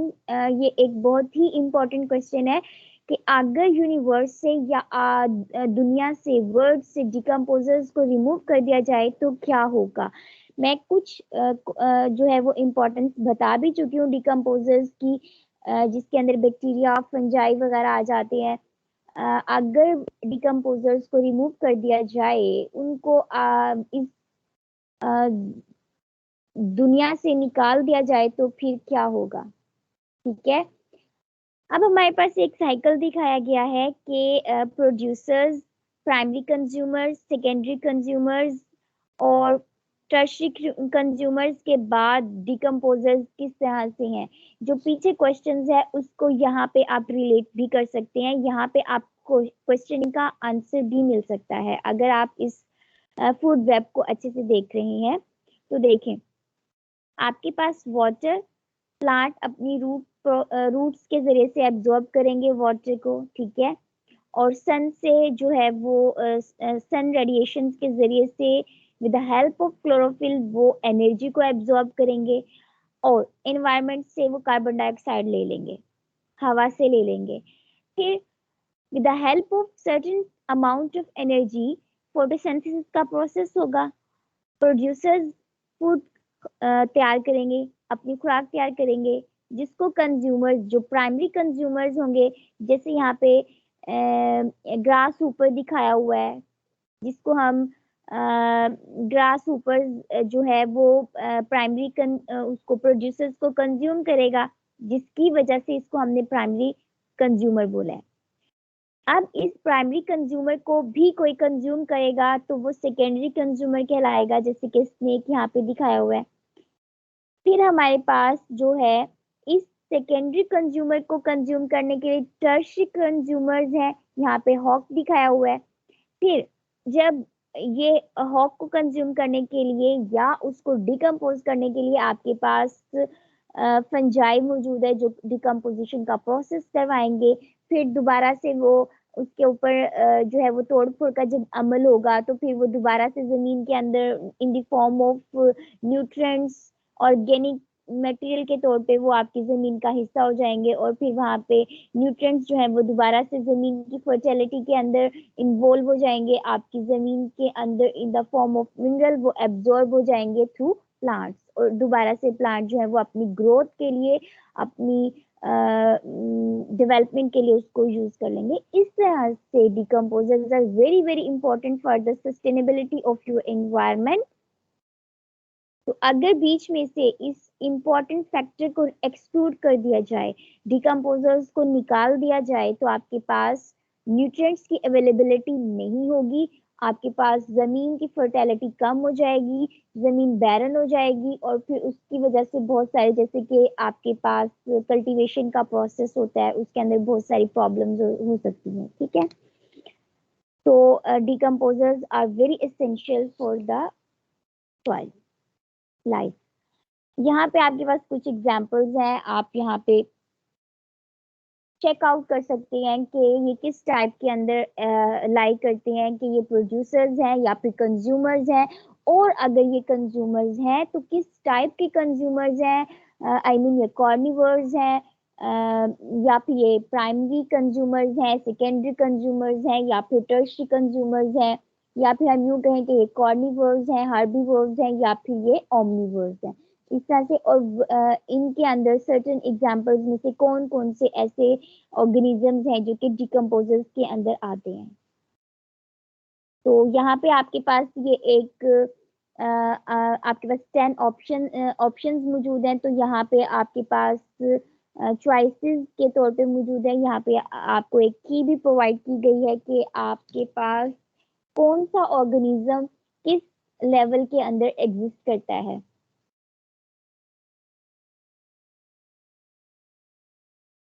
Now organisms depend upon each other, जैसे कि फूड वेब के अंदर हम देख भी चुके हैं कि प्राइमरी कंज्यूमर के ऊपर प्राइमरी कंज्यूमर्स के ऊपर डिपेंड करते हैं सेकेंडरी कंज्यूमर्स, और सेकेंडरी कंज्यूमर्स के ऊपर डिपेंड करते हैं टर्शियरी कंज्यूमर्स, और जो आपके पास प्राइमरी कंज्यूमर्स हैं वो प्रोड्यूसर्स के ऊपर डिपेंड करते हैं। तो इस तरह से एक जानदार दूसरे जानदार के ऊपर डिपेंड करता है। अगर एक जानदार को निकाल दिया जाए तो जो उस जानदार की डेफिशिएंसी की वजह से दूसरे जानदार का सर्वाइवल मुश्किल हो सकता है। तो जानदार एक दूसरे के ऊपर डिपेंड क्यों करते हैं? For the purpose of their food, for the purpose of shelter, for the purpose of protection. These three basic purposes are here कि एक जानदार दूसरे जानदार से रिलेट करता है। इसी तरह आपके पास प्लांट्स भी एक दूसरे के जानदारों के ऊपर डिपेंड करती हैं। प्लांट्स को एनिमल्स से क्या फ़ायदा हो सकता है कि कार्बन डाइऑक्साइड मिल सकती है और पोलिनेशन का जो प्रोसेस है वो भी हेल्प आउट हो सकती है वहाँ पे, बिकॉज पोलिनेशन के प्रोसेस में भी जानदार जो है वो मदद कर सकते हैं। और पोलिनेशन में क्या होता है वो हम जब रिप्रोडक्शन का प्रोसेस देखेंगे प्लांट्स में तो वहाँ पे हम जाके डिटेल से डिस्कस करेंगे। सेल्फ पोलिनेशन भी होती है, क्रॉस पोलिनेशन भी होती है और पोलिनेशन का प्रोसेस क्या होता है, ये रिप्रोडक्शन ऑफ प्लांट्स के अंदर हम डिटेल से डिस्कस करेंगे। तो जानदार एनिमल्स प्लांट्स पे और प्लांट्स एनिमल्स पे भी डिपेंड करते हैं और एनिमल्स एनिमल्स पे भी डिपेंड करते हैं for the purpose of their food and shelter as well as their protection. Abiotic components and their interaction क्या है कि आपके पास जो एबायोटिक कंपोनेंट्स हैं उसके अंदर लाइट आ जाता है, उसके अंदर टेम्परेचर आता है, एयर आ जाती है, सॉइल और वाटर आ जाते हैं। These are the basic abiotic factors जो कि आपके इन्वायरमेंट के अंदर एग्जिस्ट करते हैं और इनकी वजह से बहुत सारे ऑर्गेनिज्म जो है वो जिंदा रह सकते हैं। ठीक है, क्योंकि स्पेसिफिक जो है ऑर्गेनिजम्स एक स्पेसिफिक इन्वायरमेंट के अंदर ही एग्जिस्ट कर सकता है। अगर फॉर एग्जांपल उसकी लाइट कंडीशंस को चेंज कर दिया जाए फॉर एग्जांपल प्लांट्स के लिए, तो फिर उनकी ग्रोथ जो है वो उसके ऊपर इम्पैक्ट आ सकता है। टेम्परेचर के अंदर भी इसी तरह होता है कि टेम्परेचर कम या ज़्यादा होने से ऑर्गेनिज्म जो है उनके ऊपर, उनके लाइफ स्टाइल के ऊपर, उनके लाइफ पैटर्न के ऊपर जो है वो इम्पैक्ट आते हैं। एयर, सॉइल, वाटर, ये सारे जो एबायोटिक फैक्टर्स हैं ये आपके इन्वायरमेंट के ऊपर असरअंदाज होते हैं। ये हमारे पास एक साइकिल दिखाया गया है कि कार्बन डाइऑक्साइड मतलब यहाँ पे फोटोसिंथेसिस का प्रोसेस है जो कि बिल्कुल फूड वेब जो पीछे हम डिस्कस करके आए हैं उसी तरह से ये आपके पास है कि रेस्पिरेशन का प्रोसेस हो रहा है। उस दौरान क्या होता है प्लांट्स भी जो है वो ऑक्सीजन को एब्जॉर्ब कर रहे होते हैं। डिकम्पोजिशन हो रही होती है, डिकम्पोजर्स जो है वो डेड प्लांट्स ऑर्गेनिजम्स के ऊपर एग्जिस्ट करेंगे और वहाँ पे तोड़ फोड़ करवाएंगे जिसकी वजह से डिकम्पोजिशन का प्रोसेस होगा और न्यूट्रिएंट्स की अवेलेबिलिटी होगी। वहाँ पे डिकम्पोजिशन की वजह से ऑर्गेनिक मैटर प्रोड्यूस होगा जिसकी वजह से नाइट्रोजन फिक्सेशन हो जाएगी और न्यूट्रिएंट्स की अवेलेबिलिटी प्लांट्स को मिलेगी जिसकी वजह से दोबारा से उनके अंदर फोटोसिंथेसिस का प्रोसेस होने लगेगा। जी, तो जो बायोटिक फैक्टर्स हैं उसकी इंटरेक्शन को अगर हम देखें तो इसकी इंटरेक्शन के अंदर 3 चीजें आती हैं, सिम्बियोसिस, कंपटीशन और फीडिंग। फिर सिम्बियोसिस की फर्दर क्लासिफिकेशन के अंदर पैरासिटिज्म, म्यूचुअलिज्म और कॉमेंसलिज्म आती हैं। इनके रिलेशंस को हम डिस्कस करते हैं। तो हमारे पास जो इंटरेक्शन बिटवीन ऑर्गेनिजम्स के अंदर प्रीडेशन है, ये फिर आपको दोबारा से लेबलिंग दिखाई हुई है, प्रीडेशन जिसके अंदर हमारे पास शिकार और शिकारी का एक रिलेशन होता है। फिर कंपटीशन है for the survival of their food, जैसे कि टेरिटरी के लिए उनके दरमियान लाइन्स के दरमियान जो है वो कंपटीशन होता है। फिर जो जीत जाता है वो सर्वाइव करता है, जो हार जाता है वो हार जाता है। तो इस तरह से कंपटीशन होता है।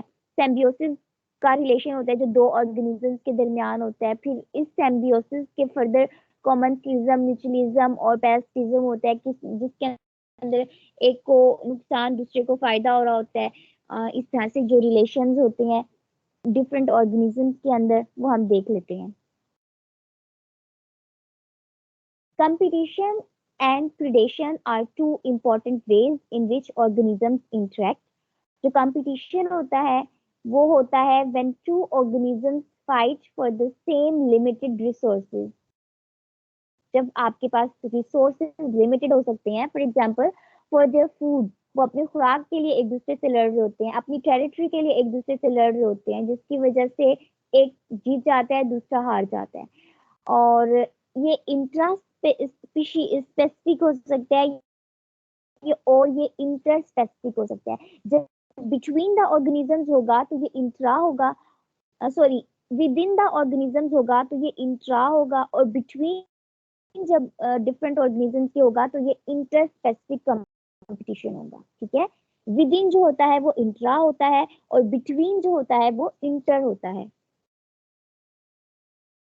अब ये सेम ऑर्गेनिजम्स के दरमियान भी कंपटीशन हो सकता है और डिफरेंट ऑर्गेनिजम्स के दरमियान भी कंपटीशन हो सकता है। सेम ऑर्गेनिजम्स या टाइप ऑफ एनिमल्स के दरमियान अगर कंपटीशन है तो वो इंट्रा स्पेसिफिक होगा, और डिफरेंट टाइप्स के ऑर्गेनिजम्स के दरमियान कंपटीशन इंटर स्पेसिफिक कहलाएगा। नेक्स्ट रिलेशन आपके पास प्रीडेशन होता है। इसके अंदर एक प्री होता है, दूसरा प्रे होता है। प्री प्रीडेटर रिलेशनशिप को हम प्रीडेशन बोलते हैं। इसके अंदर आपके पास एक ऑर्गेनिज्म दूसरे ऑर्गेनिज्म को खा जाता है। When one organism captures and eats another. Pre predation relationship को प्रीडेशन बोलते हैं। जो प्री होता है वो शिकार होता है और प्रीडेशन प्रीडेटर आपके पास शिकारी होता है। ठीक है, इसमें एक जानदार लॉस हो जाता है आपके इन्वायरमेंट से।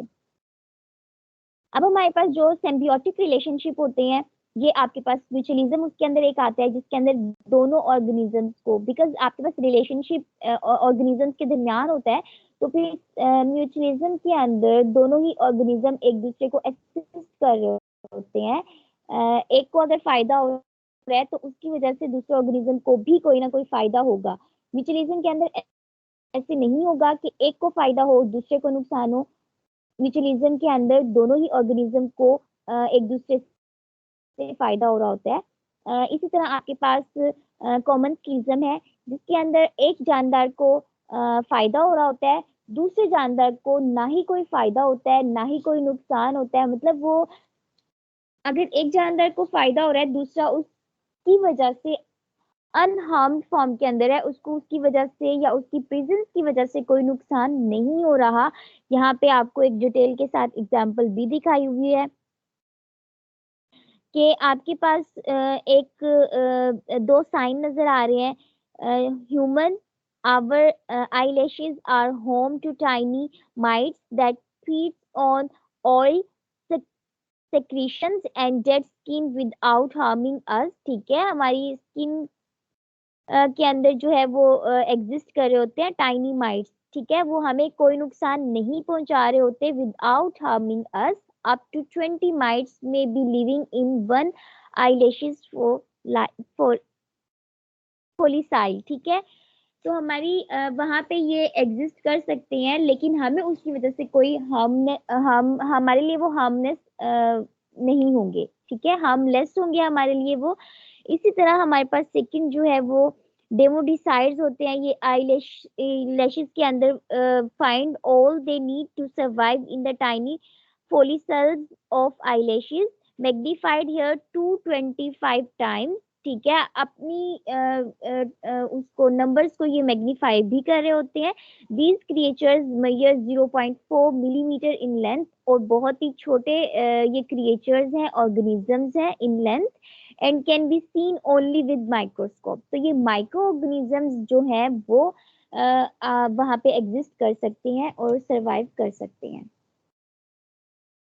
तो ह्यूमन बींग्स को इसकी वजह से कोई नुकसान नहीं होगा, बट दे कैन सर्वाइव, हमारी वजह से वो सर्वाइव कर सकते हैं। नेक्स्ट रिलेशनशिप जो है वो पैरासिटिज्म होता है। इसके अंदर एक को फायदा होता है, दूसरे को उसकी वजह से नुकसान होता है। यहाँ पे पैरासिटिज्म का एक रिलेशनशिप दिखाया गया है। ब्रैकोनिड वेस्ट जो है, जो तेला है आपके पास, उसको फायदा हो रहा है, जबकि आपके पास जो कैटरपिलर है उसको नुकसान हो रहा है।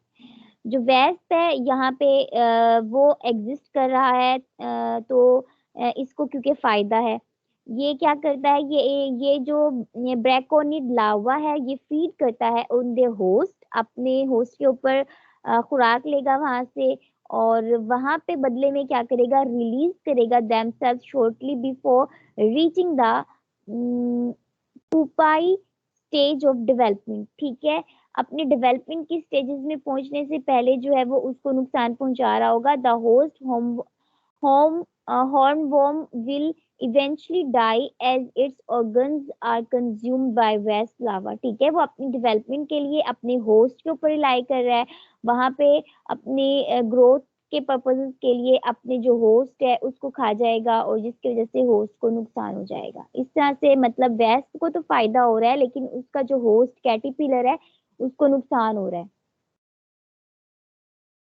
नेक्स्ट आपके पास जो parasitism meet their need as ectoparasites, जैसे कि आपके पास लीचेस होती हैं, और एंडोपैरासाइट्स होते हैं जैसे कि आपके पास हुकवर्म्स होते हैं, ठीक है, मतलब ये अपने होस्ट के अंदर भी रह सकते हैं और ऑन द सरफेस भी रह सकते हैं। जब ये इनसाइड होस्ट रहेंगे तो ये एंडो होंगे और आउटसाइड द होस्ट होंगे, मतलब तो इनको हम बोलेंगे एक्टोपैरासाइट्स, ठीक है। ये जो था वो हमारे पास एक बायोलॉजी से रिलेटेड था जिसके अंदर हमने ह्यूमन इन्वायरमेंट और उसके अंदर एग्जिस्ट करने वाले डिफरेंट ऑर्गेनिज्म की इंटरेक्शन को देखा, उनके रिलेशनशिप्स को देखा। नेक्स्ट हम जो है वो एक और टॉपिक को देख लेते हैं जो कि केमिस्ट्री से रिलेटेड होगा। तो now I am going to share the slides with you. उससे रिलेटेड हम डिस्कशन करेंगे अबाउट केमिकल रिएक्शंस। जैसे कि हमारे पास कोई भी मैटर है वो although in the form of solid, liquid और गैस, जिस भी फॉर्म में एग्जिस्ट करती है उसकी कुछ कैरेक्टरिस्टिक्स होती हैं। जनरली अगर हम मैटर की कैरेक्टरिस्टिक्स को देखें तो बेसिकली दो टाइप की होती हैं। एक हमारे पास फिजिकल कैरेक्टरिस्टिक्स होती हैं और दूसरी हमारे पास केमिकल कैरेक्टरिस्टिक्स होती हैं। जो फिजिकल प्रॉपर्टीज होती हैं वो रिलेट करती हैं फिजिकल फिनोमिना के साथ, जिसके अंदर उसका जो केमिकल स्ट्रक्चर है या उसकी जो कंपोजिशन है वो डिस्टर्ब नहीं होती।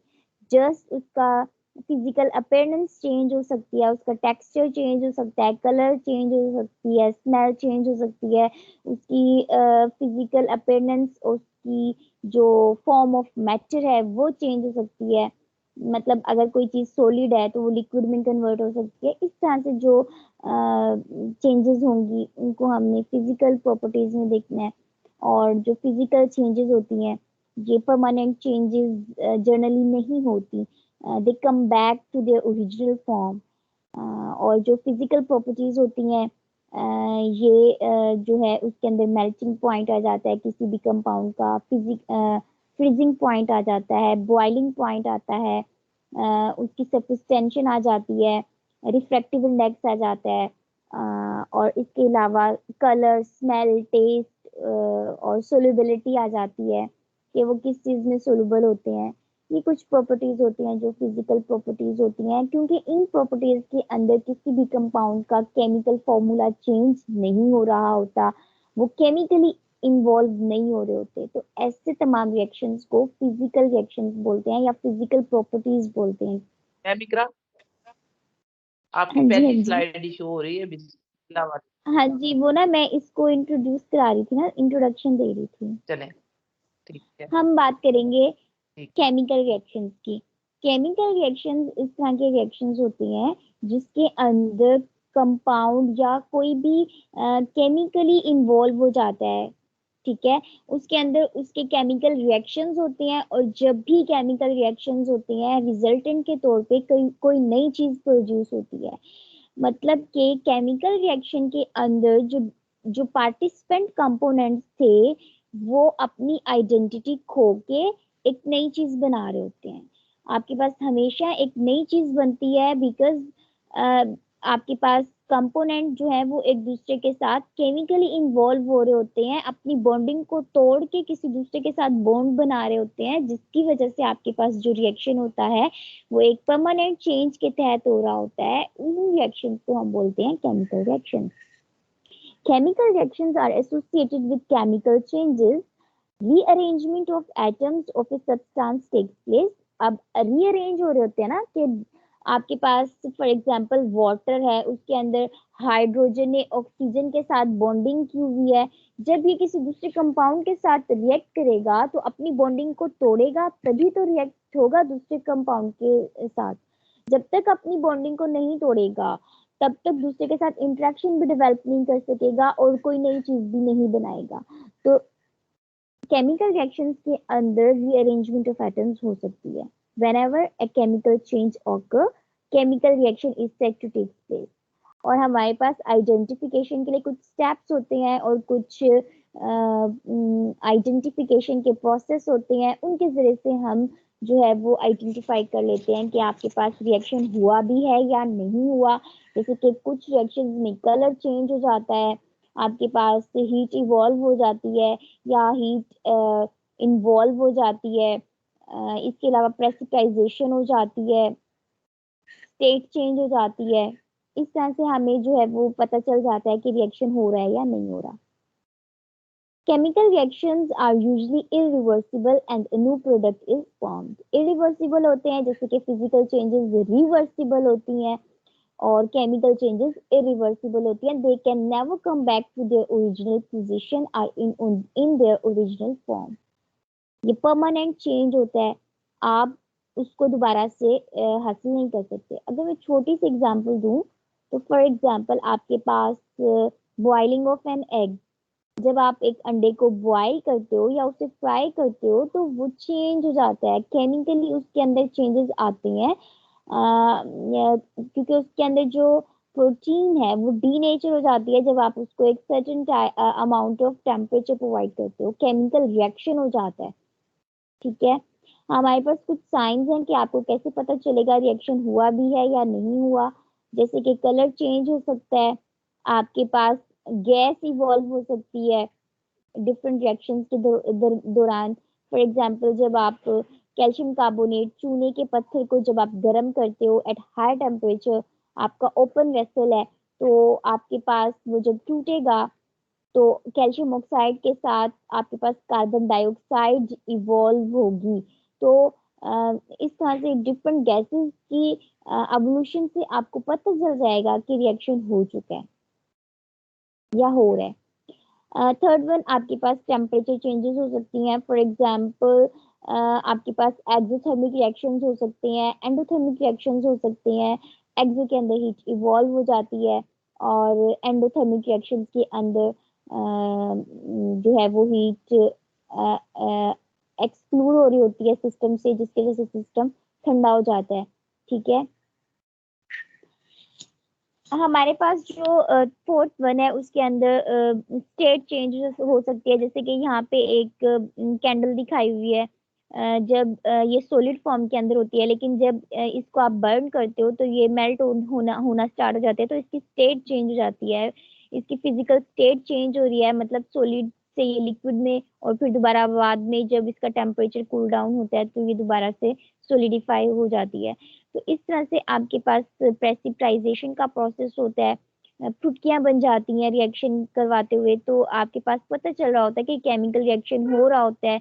और जितने भी केमिस्ट्री के अंदर, ऑर्गेनिक केमिस्ट्री के अंदर जितने भी सिंथेसिस के प्रोसेसेस होते हैं उनके अंदर कोई ना कोई प्रेसिपिटेशन जरूर बन रही होती है, जो कि आपके पास साइन होता है कि आपका रिएक्शन हो रहा है और प्रोडक्ट बन रही है। ये हमारे पास रिप्रेजेंटेशन का एक मेथड होता है कि आप केमिकल रिएक्शन को अगर वर्ड की फॉर्म में एक्सप्रेस करते हो तो फिर आप इसको इस तरह से लिख सकते हो कि for example methane plus oxygen arrow लगाते हो तो बनता क्या है, carbon dioxide plus water. Because आपके पास जब भी ऑर्गेनिक मैटर बर्न करेगा या उसकी कंबस्टन होगी तो दो ही चीजें बनेंगी, कार्बन डाइऑक्साइड और वाटर बनेगा। ठीक है, certain type amount of energy भी प्रोड्यूस हो सकती है जिसको आप डिफरेंट बाहर से बंद कर देना। हमारे पास जो एनर्जी प्रोड्यूस होती है फिर आप उसको डिफरेंट पर्पसेस के लिए यूज कर सकते हो, वो आप पे डिपेंड करता है कि आप उस एनर्जी को किस लिए यूज करना चाह रहे हो। इलेक्ट्रिसिटी जनरेशन के लिए यूज करना चाह रहे हो, किसी मशीन को रन करवाने के लिए यूज करना चाह रहे हो, या कुकिंग पर्पसेस के लिए, इट्स अप टू यू कि आप उस एनर्जी को किस तरह से कंज्यूम करोगे। इसी तरह हमारे पास इक्वेशन की फॉर्म में भी एक केमिकल रिएक्शन को रिप्रेजेंट किया जा सकता है। आप वर्ड इक्वेशन के थ्रू भी रिप्रेजेंट कर सकते हो अपने केमिकल रिएक्शन को, और आप केमिकल इक्वेशन की फॉर्म में भी रिप्रेजेंट कर सकते हो कि आपके पास एक शॉर्टर वे होता है रिप्रेजेंटेशन का, जिसमें आप एक तरफ रिएक्टेंट्स लिखते हो, दूसरी तरफ प्रोडक्ट लिखते हो और दरमियान में एरो लगाते हो। ये जो एरो होता है ये मूवमेंट दिखा रहा होता है रिएक्शन की, कि रिएक्शन किस तरफ से किस तरफ मूव कर रहा है। जनरली जो हमारे पास मेथड होता है उसके अंदर राइट साइड पे प्रोडक्ट को लिखा जाता है, लेफ्ट साइड पे रिएक्टेंट को लिखा जाता है, और जो एरो होता है ये रिएक्टेंट से प्रोडक्ट की तरफ मूव करता है। एरो का जो हेड होता है वो प्रोडक्ट की तरफ होता है और जो टेल होता है वो रिएक्टेंट की तरफ होता है। इस तरह से जो है वो हम किसी भी केमिकल रिएक्शन को रिप्रेजेंट कर सकते हैं। फिर आपके पास डिफरेंट कंपाउंड्स के डिफरेंट एलिमेंट्स के कुछ सैम्बल्स होते हैं केमिकल इक्वेशन की रिप्रेजेंटेशन के लिए, हम उन्हीं सैम्बल्स को यूज करते हैं। हम वर्ड इक्वेशन को यूज नहीं करते रिप्रेजेंटेशन के लिए। हमारे पास जो एलिमेंट्स होंगे उनके वन वर्ड या टू अल्फाबेटिक होंगे, अल्फाबेट्स के जरिए से रिप्रेजेंट किया जा सकता है। जो आपके पास कंपाउंड होते हैं वो सम ऑफ डिफरेंट एलिमेंट्स हो सकते हैं। जैसे कि यहाँ पे मैग्नीशियम प्लस ऑक्सीजन दिखाया गया है। जब मैग्नीशियम ऑक्सीजन के साथ केमिकली रिएक्ट करेगा तो आपके पास रिजल्टेंट के तौर पे मैग्नीशियम ऑक्साइड प्रोड्यूस होगा। यहाँ पे ये जो ऑक्सीजन के साथ 2 लगाया हुआ है, अब ये इक्वेशन ना इनबैलेंस है, आप इसको बैलेंस कर सकते हैं। ठीक है, ये आपके पास जो है रिएक्टेंट्स हैं और मैग्नीशियम ऑक्साइड आपके पास प्रोडक्ट बन रही है।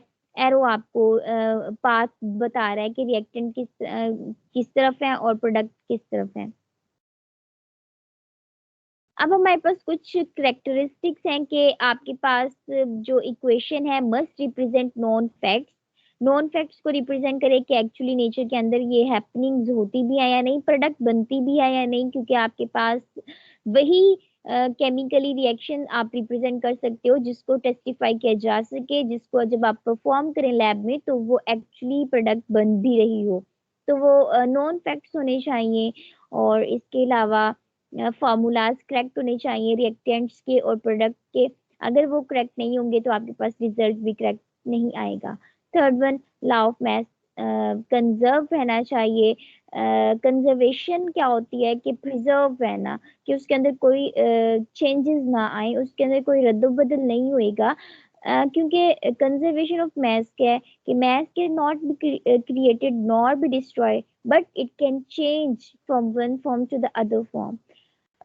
हमारे पास जैसे कि law of conservation of energy होता है, इसी तरह law of conservation of mass होता है कि मैस ना ही कम होगा ना ही ज्यादा होगा, लेकिन उसकी फॉर्म चेंज हो सकती है। जैसे कि अगर आप बर्निंग का प्रोसेस देखते हैं, कंबस्टन का प्रोसेस जब आप देखते हैं तो आपके पास कभी भी वहां पे मैस जो है वो कम नहीं हो रहा होता। अगर आपका जो गैशियस मैस है आप उस मैस को ऐश मैस के साथ काउंट करके अपनी कैलकुलेशंस करें तो आपके पास जो ओवरऑल मैस होगा वो कंज्यूम रहेगा, वो चेंज नहीं होगा। तो इस तरह से आपके पास केमिकल रिएक्शंस के अंदर हमेशा मैस कंजर्व रहता है, वो चेंज नहीं हो रहा होता, लेकिन स्टेट उसकी फॉर्म चेंज हो सकती है। आपके पास एक केमिकल इक्वेशन है यहाँ पे वाटर से रिलेटेड, कि पानी है उसको आपने जब गर्म सॉलिड फॉर्म के अंदर मीन वो आइस की फॉर्म में हो सकता है, जब आपने उसको टेम्परेचर प्रोवाइड किया तो वो लिक्विफाई हो गया और लिक्विड की फॉर्म में आ गया। जैसे ही आपने उसको और ज्यादा टेम्परेचर प्रोवाइड किया तो आपका वो जो लिक्विड वाटर है वो गैशियस फॉर्म या स्टीम के अंदर कन्वर्ट हो सकता है। तो ये आपके पास जो है चेंज आ रहा है आफ्टर अप्लाइंग सर्टेन टेम्परेचर। ठीक है, इसी तरह अगर आप टेम्परेचर को रिड्यूस करेंगे तो फिर वो गैशियस स्टेट लिक्विड में, और फिर उसका भी टेम्परेचर जब आप रिड्यूस करवाएंगे तो वो लिक्विड स्टेट सोलिडिफाई भी हो सकती है। तो अब आपके पास यहाँ पे फेज फिनोमिना एग्जिस्ट करता है कि किस तरह से एक फेज दूसरी फेज में चेंज हो रही है। जब आपके पास सॉलिड फॉर्म लिक्विड फॉर्म में कन्वर्ट हो रही होगी तो इस कन्वर्जन के दौरान आपके पास एक इक्विलिब्रियम आएगा। जब आपके पास सॉलिड और लिक्विड के दरमियान इक्विलिब्रियम आएगा, तो जब आपके पास एक चीज सॉलिड है, जब वो लिक्विड में कन्वर्ट हो रही है, इसका मतलब वो मेल्ट हो रही है। तो यहाँ पे जो फेज आएगा वो मेल्टिंग के दरमियान, मेल्टिंग पॉइंट यहाँ पे आएगा। अब हर चीज का मेल्टिंग पॉइंट सेम नहीं होता, हर चीज का मेल्टिंग पॉइंट उसके लिए स्पेसिफिक होता है, जो उसको डिस्क्रिमिनेट कर रहा होता है दूसरी चीजों से। तो यहाँ पे जो सॉलिड फेज है उसमें क्या होगा, सब्सटेंस इज रिलेटिवली रिज, जो सॉलिड चीजें होती हैं वो रिज्ड होती हैं। फिर इनकी प्रॉपर कैरेक्टरिस्टिक्स होती हैं कि उनका वॉल्यूम स्पेसिफिक होता है, उनकी शेप स्पेसिफिक होती है, उनके दरमियान जो कंपोनेंट एलिमेंट्स होते हैं या एटम्स होती हैं, उनके अंदर बहुत ज्यादा फोर्स ऑफ इंटरेक्शन होती है, स्पेसेस ना होने के बराबर होती हैं। सॉलिड स्ट्रक्चर जो है वो डेंस होते हैं, हार्ड होते हैं, इस तरह से। जैसे कि यहाँ पे एक एग्जांपल दी हुई है, केमिकली जो आपके पास स्पीशी है, आयनिक स्पीशी है NaCl, जो कि नमक है, टेबल साल्ट इसे बोलते हैं, सोडियम क्लोराइड। नेक्स्ट आपके पास जो फेज आता है वो लिक्विड फेज है। The substance has a definite volume, ठीक है, but is able to change the shape by flowing. Liquids की कोई स्पेसिफिक शेप नहीं होती, उनकी वॉल्यूम स्पेसिफिक हो सकता है। फॉर एग्जांपल आप 1 लीटर वाटर को ग्लास में डालो, किसी और यूटेंसिल के अंदर डालो, बीकर में डालो, फ्लास्क में डालो, किसी भी चीज में डालो, वॉल्यूम 1 लीटर ही रहेगा, लेकिन उसकी जो शेप है वो अकॉर्डिंग टू द वेसल जो है वो चेंज होती रहेगी। तो ये सारे ही लिक्विड्स की जर्नल प्रॉपर्टी होती है। इसी तरह आपके पास गैसियस फेज होती हैं, इनके मॉलिक्यूल्स रैंडम मूवमेंट में होते हैं, उनके दरमियान फोर्स ऑफ अट्रैक्शन ना होने के बराबर होती है, ना ही उनका कोई स्पेसिफिक वॉल्यूम होता है और ना ही कोई स्पेसिफिक शेप होती है, ठीक है। रैंडम मूव कर रहे होते हैं गैसियस मॉलिक्यूल, इवन एक दूसरे के ऊपर उनकी इंटरेक्शन भी जो है वो बहुत ही रेयर होती हैं।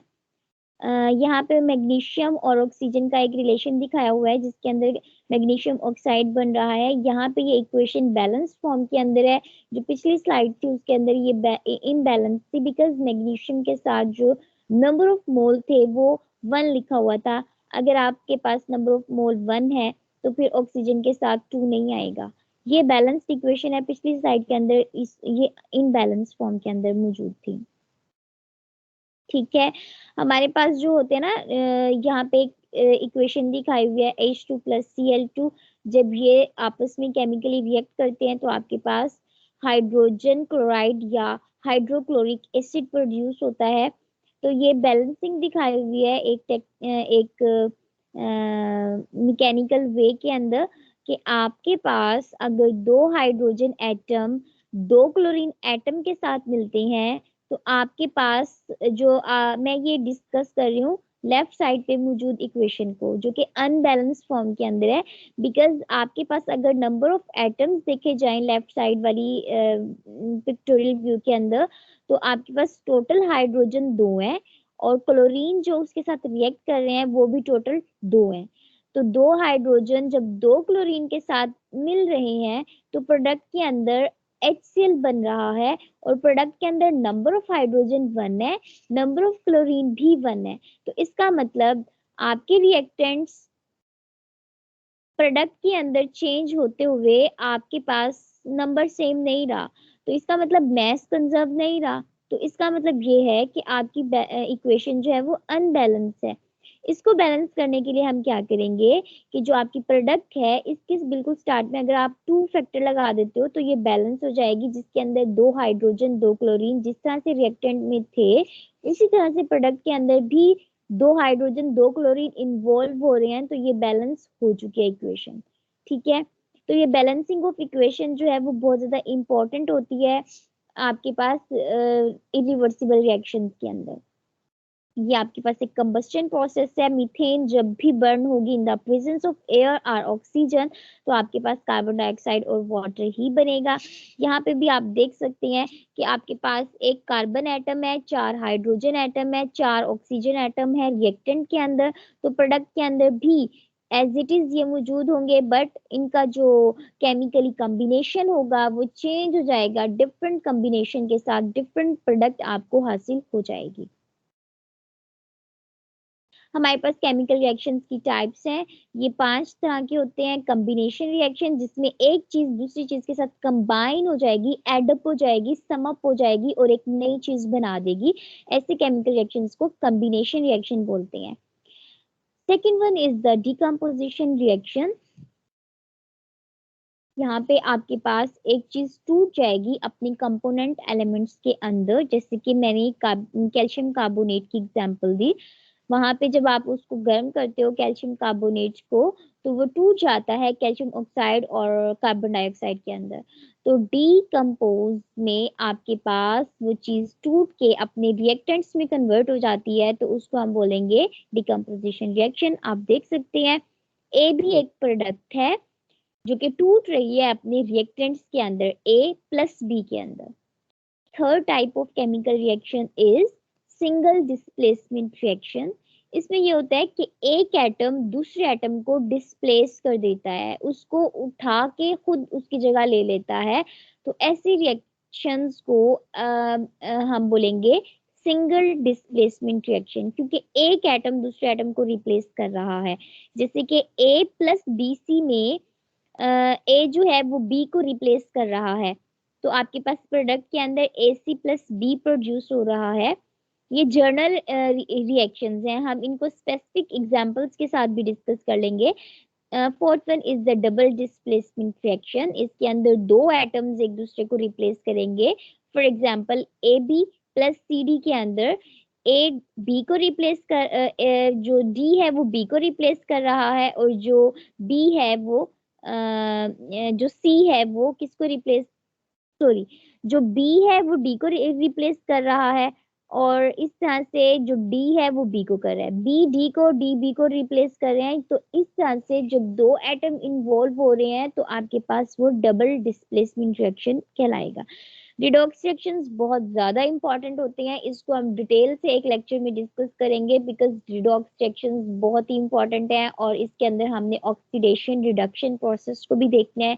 ये पूरा आपके पास एक बड़ा सारा एक कोर्स भी एग्जिस्ट कर सकता है, ये इतना इंपॉर्टेंट टॉपिक है रिडॉक्स रिएक्शन। जनरली मैं सिर्फ ये बताना चाहूंगी कि जो रिडॉक्स रिएक्शंस होते हैं इनके अंदर ऑक्सीडेशन रिडक्शन दो प्रोसेस एट अ टाइम हो रहे होते हैं, साइमल्टेनियसली दो प्रोसेसेस इसके अंदर हो रहे होते हैं। ऐसे रिएक्शंस को हम रिडॉक्स रिएक्शन बोल देते हैं। और रिडॉक्स को अगर आप देखें तो ये रिडॉक्स ही बता रहा है, RED mean reduction, OX mean oxidation. ऐसा रिएक्शन जिसके अंदर रिडक्शन भी हो रही होती है और ऑक्सीडेशन भी हो रही होती है, तो उनको रिडॉक्स रिएक्शंस बोलते हैं। ये हमारे पास 5 तरह के रिएक्शंस होते हैं। फिर यहाँ पे सबसे पहले रिएक्शन की एग्जांपल दी हुई है कि किस तरह से दो चीजें आपस में कंबाइन हो रही हैं। कैल्शियम ऑक्साइड वाटर के साथ जब रिएक्ट करता है तो आपके पास स्लेक्ट लाइन प्रोड्यूस होता है, जिसको आप कैल्शियम हाइड्रोक्साइड बोलते हो। कार्बन जब ऑक्सीजन से रिएक्ट करती है, कंबाइन होती है, तो एक प्रोडक्ट बनती है जिसको कार्बन डाइऑक्साइड बोलते हैं। कॉम्बिनेशन रिएक्शंस को यहाँ पे और ज्यादा एग्जाम्पल के साथ भी डिस्कस किया है। डिकम्पोजिशन में चीजें टूट रही होती हैं। फॉर एग्जाम्पल वाटर जब टूटता है तो अपने कंपोनेंट्स में कन्वर्ट हो जाता है। वाटर जो है वो हाइड्रोजन गैस और ऑक्सीजन गैस में टूट जाता है। इसी तरह आपके पास उसको एक और एग्जांपल दी हुई है। फॉर एग्जांपल हाइड्रोजन पेरोक्साइड जब टूटता है तो वाटर में और ऑक्सीजन गैस में कन्वर्ट हो जाता है। इलेक्ट्रोलिसिस ऑफ वाटर है कि आप पानी के अंदर से जब बिजली गुजारते हो, इलेक्ट्रिसिटी प्रोवाइड करते हो, तो फिर electro mean electricity, lysis mean टूटना, और वाटर वाटर का जब आप पानी में से बिजली गुजारते हो तो लाइसिस का प्रोसेस किस तरह से होता है, तो वो अपने कंपोनेंट्स में ही टूटेगा, हाइड्रोजन और ऑक्सीजन में। ये हमारे पास इलेक्ट्रोलिटिक या इलेक्ट्रोकेमिकल सेल्स के अंदर बहुत ज्यादा इंपॉर्टेंट प्रोसेस होता है, इलेक्ट्रोलिसिस ऑफ वाटर। नेक्स्ट आपके पास नाइट्रोजन ट्राइआयोडाइड की डिकम्पोजिशन है, और ये एक जर्नल एग्जांपल है। डिस्प्लेसमेंट रिएक्शंस दो तरह के हैं, single and double displacement reaction. Single को देखें तो मैग्नीशियम जब कॉपर सल्फेट के साथ रिएक्ट करता है तो आपके पास magnesium sulphate plus copper produce हो रहा होता है। यहाँ पे जो है वो मैग्नीशियम सल्फेट कैल्शियम को कॉपर को रिप्लेस कर रहा है, मैग्नीशियम सल्फेट बना रहा है। यहाँ पे एक एटम डिस्प्लेस हो रहा है तो इस वजह से इसको हम बोलेंगे सिंगल डिस्प्लेसमेंट रिएक्शन। सिमिलरली अगर हम डबल डिस्प्लेसमेंट रिएक्शन को देखते हैं तो कैल्शियम कार्बोनेट जब HCl के साथ रिएक्ट करता है तो आपके पास calcium chloride plus carbonic acid produce होता है। कैल्शियम रिप्लेस कर रहा है